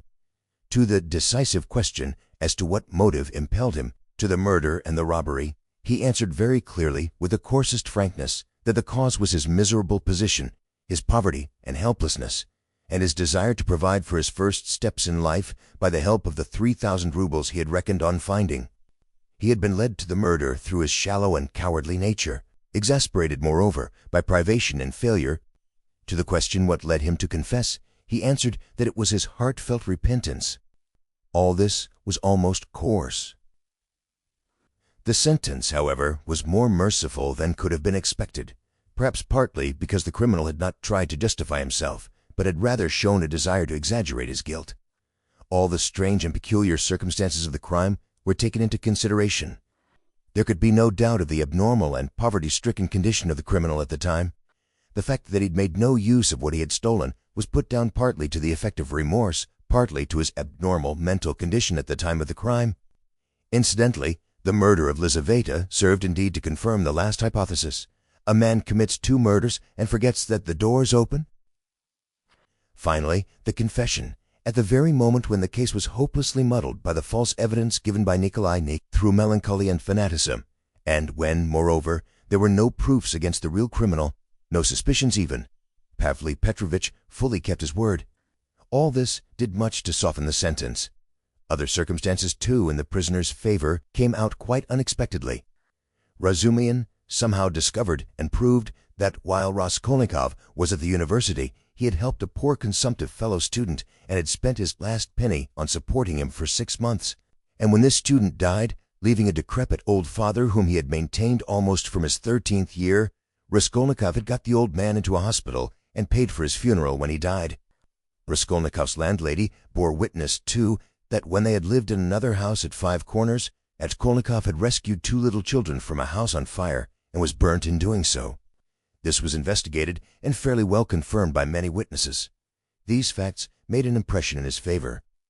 And in the end, the criminal was, in consideration of extenuating circumstances, condemned to penal servitude in the 2nd class for a term of 8 years only. At the very beginning of the trial, Raskolnikov's mother fell ill. Dunya and Razumihin found it possible to get her out of Petersburg during the trial. Razumihin chose a town on the railway not far from Petersburg, so as to be able to follow every step of the trial and at the same time to see Avdotya Romanovna as often as possible. Pulcheria Alexandrovna's illness was a strange nervous one and was accompanied by a partial derangement of her intellect. When Dunya returned from her last interview with her brother, she had found her mother already ill in a feverish delirium. That evening, Razumihin and she agreed what answers they must make to her mother's questions about Raskolnikov, and made up a complete story for her mother's benefit, of his having to go away to a distant part of Russia on a business commission, which would bring him in the end money and reputation. But they were struck by the fact that Pulcheria Alexandrovna never asked them anything on the subject, neither then nor thereafter. On the contrary, she had her own version of her son's sudden departure. She told them with tears how he had come to say goodbye to her, hinting that she alone knew many mysterious and important facts, and that Raja had many very powerful enemies, so that it was necessary for him to be in hiding. As for his future career, she had no doubt that it would be brilliant when certain sinister influences could be removed. She assured Razumihin that her son would be one day a great statesman, that his article and brilliant literary talent proved it. This article she was continually reading. She even read it aloud, almost took it to bed with her, but scarcely asked where Atya was, though the subject was obviously avoided by the others, which might have been enough to awaken our suspicions. They began to be frightened at last at Pulcheria Alexandrovna's strange silence on certain subjects. She did not, for instance, complain of getting no letters from him, though in previous years she had only lived on the hope of letters from her beloved Ruodia. This was the cause of great uneasiness to Dunya. The idea occurred to her that her mother suspected that there was something terrible in her son's fate and was afraid to ask, for fear of hearing something still more awful. In any case, Dunya saw clearly that her mother was not in full possession of her faculties. It happened once or twice, however, that Pulcheria Alexandrovna gave such a turn to the conversation that it was impossible to answer her without mentioning where Raja was, and on receiving unsatisfactory and suspicious answers, she became at once gloomy and silent, and this mood lasted for a long time. Dunya saw at last that it was hard to deceive her, and came to the conclusion that it was better to be absolutely silent on certain points. But it became more and more evident that the poor mother suspected something terrible. Dunya remembered her brother's telling her that her mother had overheard her talking in her sleep on the night after her interview with Svidrigailov, and before the fatal day of the confession. Had not she made out something from that? Sometimes days and even weeks of gloomy silence and tears would be succeeded by a period of hysterical animation, and the invalid would begin to talk almost incessantly of her son, of her hopes of his future. Her fancies were sometimes very strange. They humored her, pretended to agree with her. She saw perhaps that they were pretending, but she still went on talking. 5 months after Raskolnikov's confession, he was sentenced. Razumihin and Sonia saw him in prison as often as it was possible. At last the moment of separation came. Dunia swore to her brother that the separation should not be forever. Razumihin did the same. Razumihin, in his youthful ardor, had firmly resolved to lay the foundations, at least, of a secure livelihood during the next 3 or 4 years, and saving up a certain sum to emigrate to Siberia, a country rich in every natural resource and in need of workers, active men, and capital. There they would settle in the town where Rothir was, and altogether would begin a new life. They all wept at parting. Raskolnikov had been very dreamy for a few days before. He asked a great deal about his mother and was constantly anxious about her. He worried so much about her that it alarmed Dunia. When he heard about his mother's illness, he became very gloomy. With Sonia, he was particularly reserved all the time. With the help of the money left to her by Svidrigailov, Sonia had long ago made her preparations to follow the party of convicts in which he was dispatched to Siberia. Not a word passed between Raskolnikov and her on the subject, but both knew it would be so. At the final leave-taking, he smiled strangely at his sisters and Razumihin's fervent anticipations of their happy future together when he should come out of prison. He predicted that their mother's illness would soon have a fatal ending.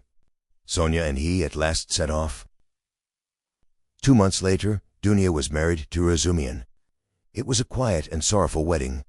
Pafri Petrovich and Zosimov were invited, however. During all this period, Razumihin wore an air of resolute determination. Dunia put implicit faith in his carrying out his plans, and indeed she could not but believe in him. He displayed a rare strength of will. Among other things, he began attending university lectures again in order to take his degree. They were continually making plans for the future. Both counted on settling in Siberia within 5 years at least. Till then, they rested their hopes on Sonia. Pulcheria Alexandrovna was delighted to give her blessing to Dunia's marriage with Razumihin, but after the marriage she became even more melancholy and anxious. To give her pleasure, Razumihin told her how Raskolnikov had looked after the poor student and his decrepit father, and how a year ago he had been burnt and injured in rescuing 2 little children from a fire. These 2 pieces of news excited Pulcheria Alexandrovna's disordered imagination almost to ecstasy. She was continually talking about them, even entering into conversation with strangers in the street, though Dunia always accompanied her. In public conveyances and shops, wherever she could capture a listener, she would begin the discourse about her son, his article, how it helped the student, how it had been burned at the fire, and so on. Dunia did not know how to restrain her. Apart from the danger of her morbid excitement, there was the risk of someone's recalling Raskolnikov's name and speaking of the recent trial. Pulcheria Alexandrovna found out the address of the mother of the 2 children her son had saved and insisted on going to see her. At last her restlessness reached an extreme point. She would sometimes begin to cry suddenly and was often ill and feverishly delirious.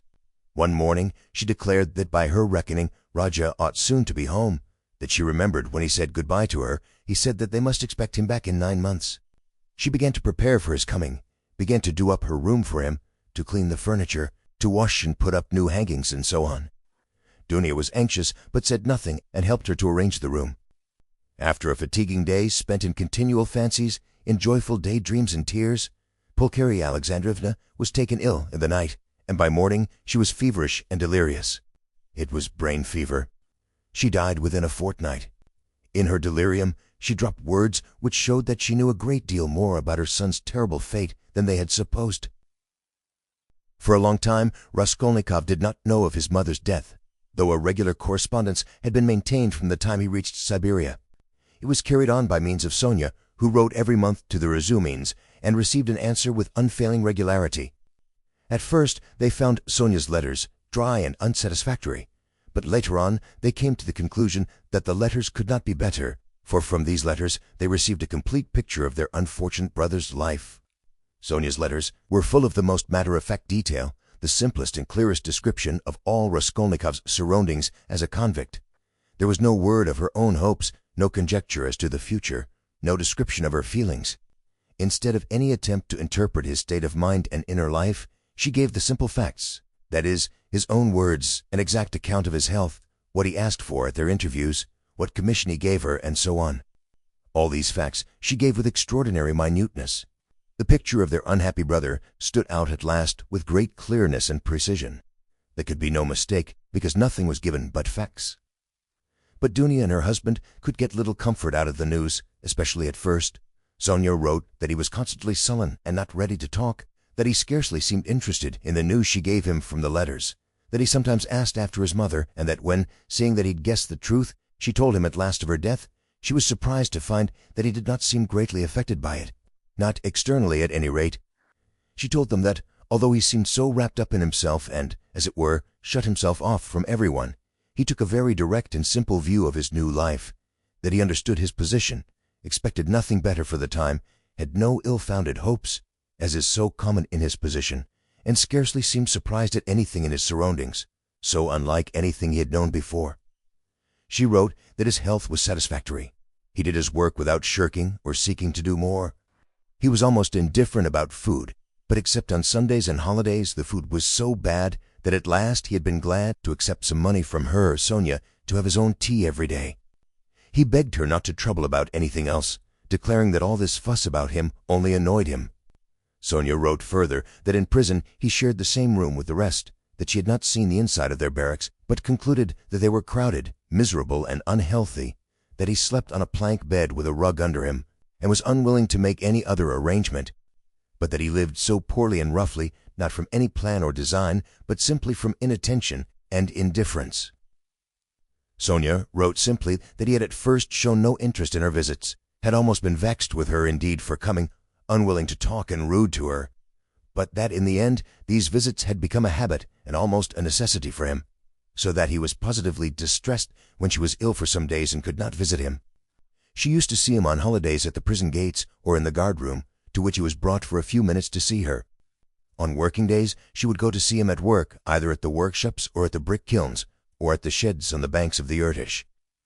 About herself, Sonia wrote that she succeeded in making some acquaintances in the town, that she did sewing, and, as there was scarcely a dressmaker in the town, she was looked upon as an indispensable person in many houses. But she did not mention that the authorities were, through her, interested in Raskolnikov, that his task was lightened, and so on. At last the news came. Dunya had indeed noticed signs of alarm and uneasiness in the preceding letters, that he held aloof from everyone, that his fellow prisoners did not like him, that he kept silent for days at a time and was becoming very pale. In the last letter, Sonia wrote that he'd been taken very seriously ill and was in the convict ward of the hospital. 2. He was ill a long time, but it was not the horrors of prison life, not the hard labor, the bad food, the shaven head, or the patched clothes that crushed him. What did he care for all those trials and hardships? He was even glad of the hard work. Physically exhausted, he could at least reckon on a few hours of quiet sleep. And what was the food to him? The thin cabbage soup with beetles floating in it. In the past, as a student, he had often not had even that. His clothes were warm and suited to his manner of life. He did not even feel the fetters. Was he ashamed of his shaven head and party-colored coat? Before whom? Before Sonia? Sonia was afraid of him. How could he be ashamed of her? And yet he was ashamed even before Sonia, whom he tortured because of it, with his contemptuous, rough manner. But it was not his shaven head and his fetters he was ashamed of. His pride had been stung to the quick. It was wounded pride that made him ill. Oh, how happy he would have been if he could have blamed himself. He could have borne anything then, even shame and disgrace.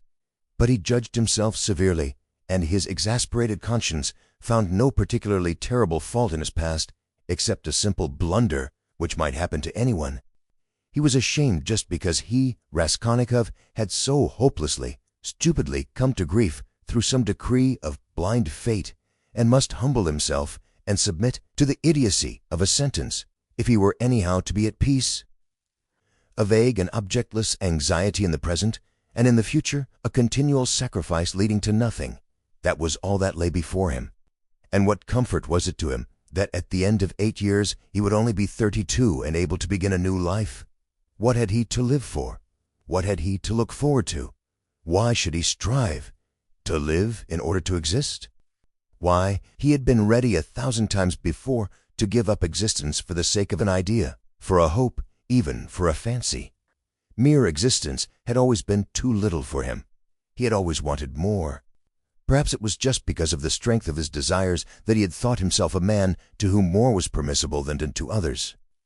and if only fate would have sent him repentance, burning repentance that it would have torn his heart and robbed him of sleep, that repentance, the awful agony of which brings visions of hanging or drowning. Oh, he would have been glad of it. Tears and agonies would at least have been life, but he did not repent of his crime. At least he might have found relief in raging at his stupidity, as he had raged at the grotesque blunders that had brought him to prison. But now in prison, in freedom, he thought over and criticized all his actions again, and by no means found them so blundering and so grotesque as they had seemed at the fatal time. In what way, he asked himself, was my theory stupider than others that have swarmed and clashed from the beginning of the world? One has only to look at the thing quite independently, broadly, and uninfluenced by commonplace ideas, and my idea will by no means seem so strange. Oh, skeptics and halfpenny philosophers, why do you hold halfway? Why does my action strike them as so horrible? He said to himself. Is it because it was a crime? What is meant by crime? My conscience is at rest. Of course, it was a legal crime. Of course, the letter of the law was broken and blood was shed. Well, punish me for the letter of the law, and that's enough.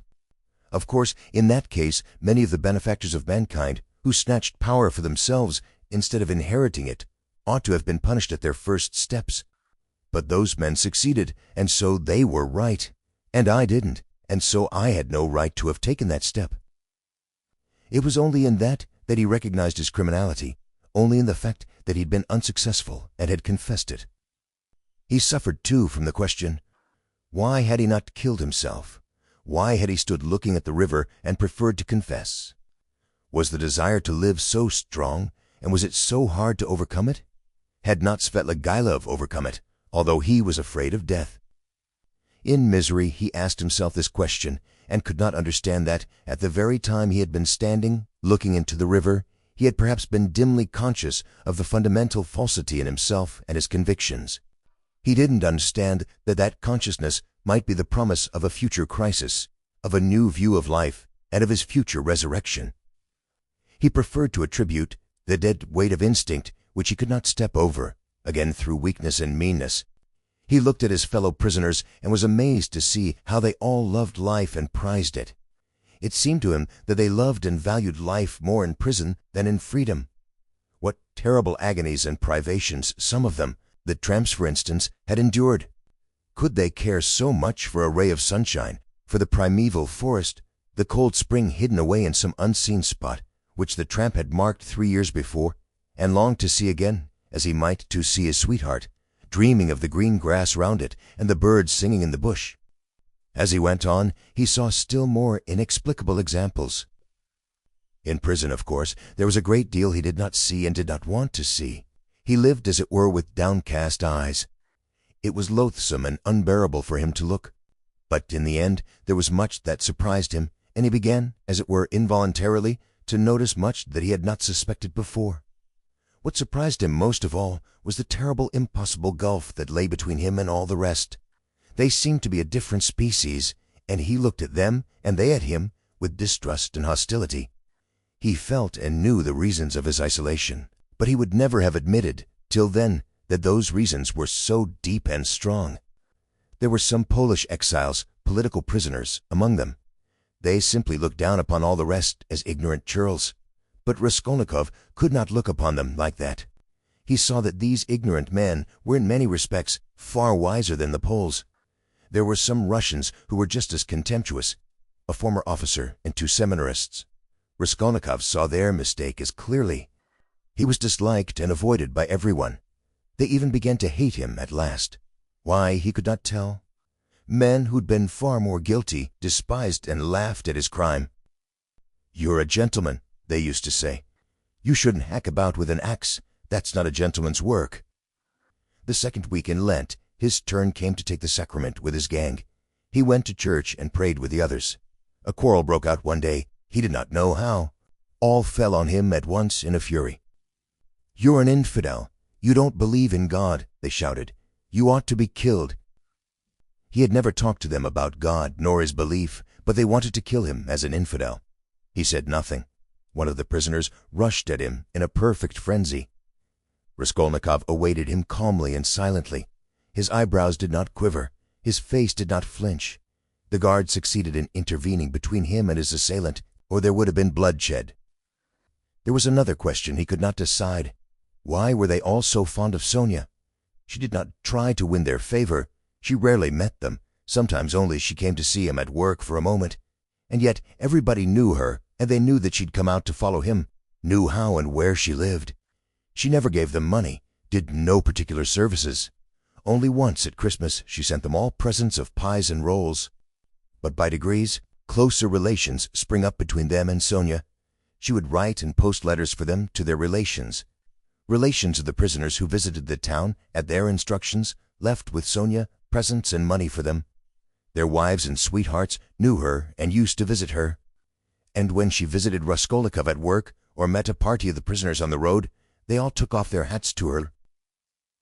"Little mother, Sofia Semyonovna, you're a dear, good little mother," coarse-branded criminals said to that frail little creature. She would smile and bow to them, and everyone was delighted when she smiled. They even admired her gait and turned round to watch her walking. They admired her, too, for being so little, and, in fact, did not know what to admire her most for. They even came to her for help in their illnesses. He was in the hospital from the middle of Lent till after Easter. When he was better, he remembered the dreams he had had while he was feverish and delirious. He dreamed that the whole world was condemned to a terrible new strange plague that had come to Europe from the depths of Asia.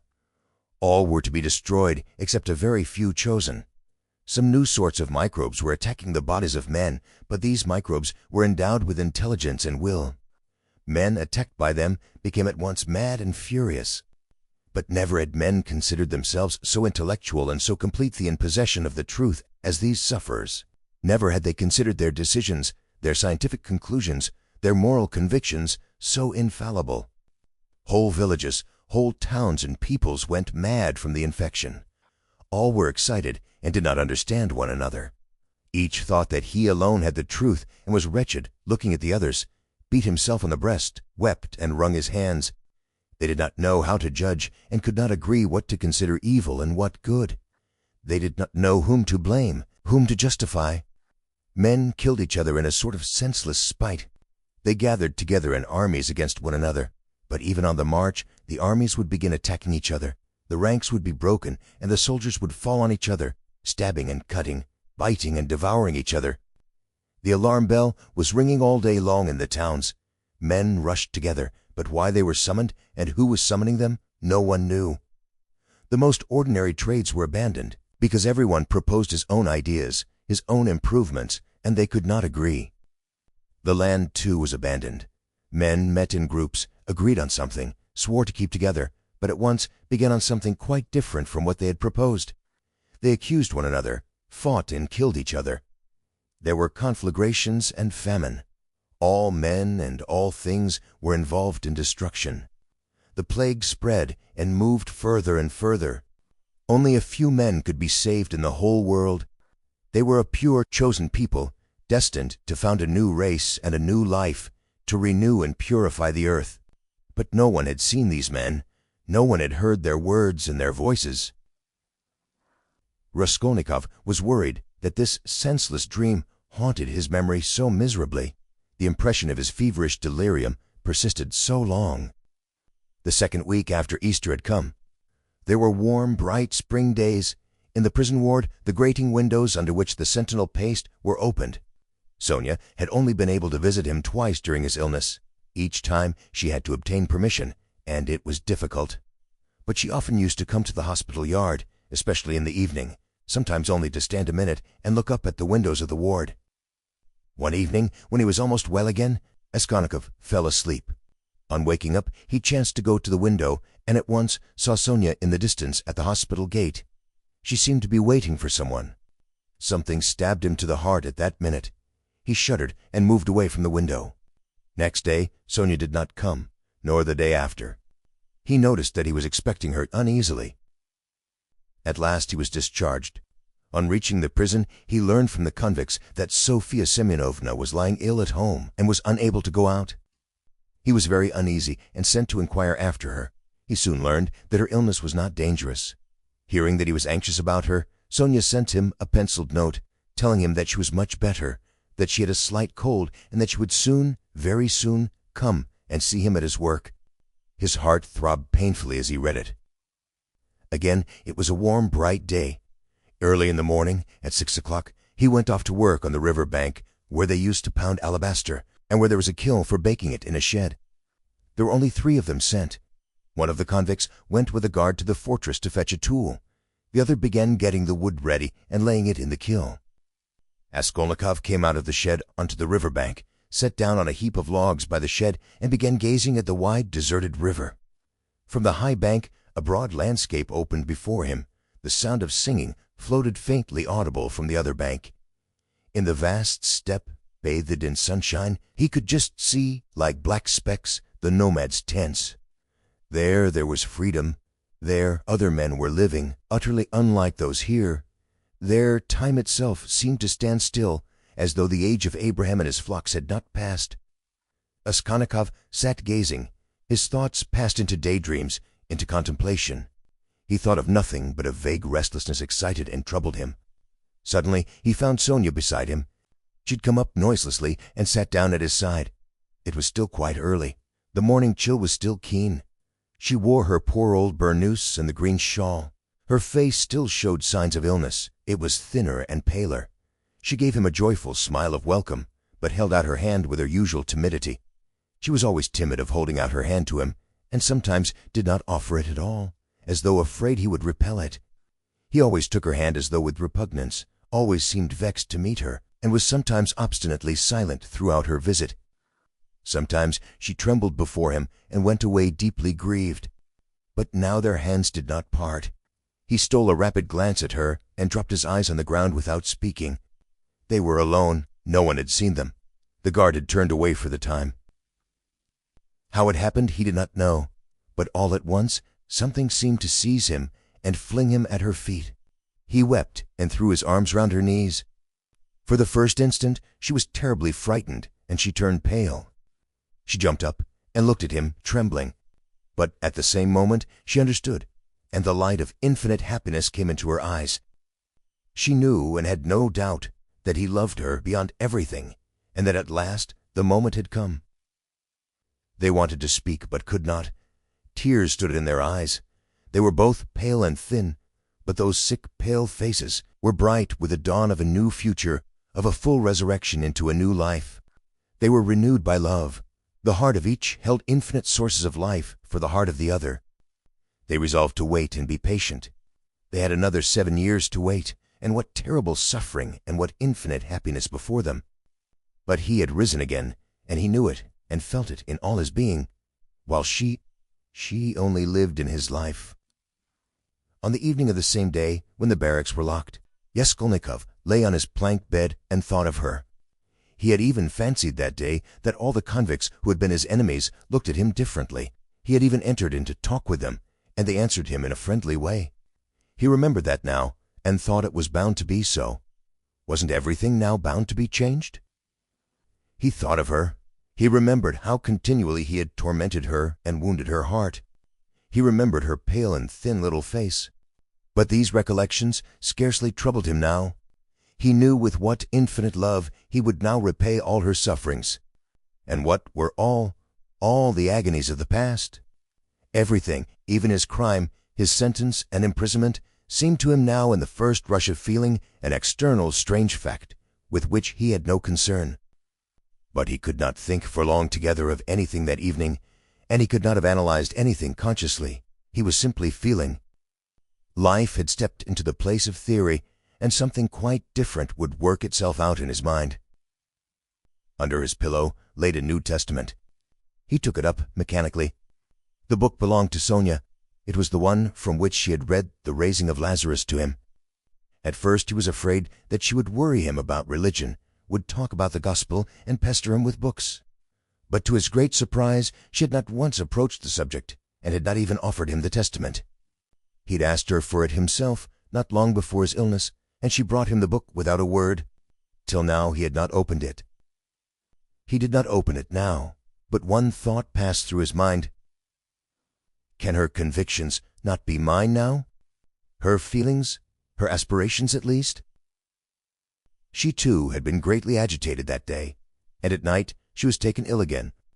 But she was so happy, and so unexpectedly happy, that she was almost frightened of her happiness. 7 years, only 7 years.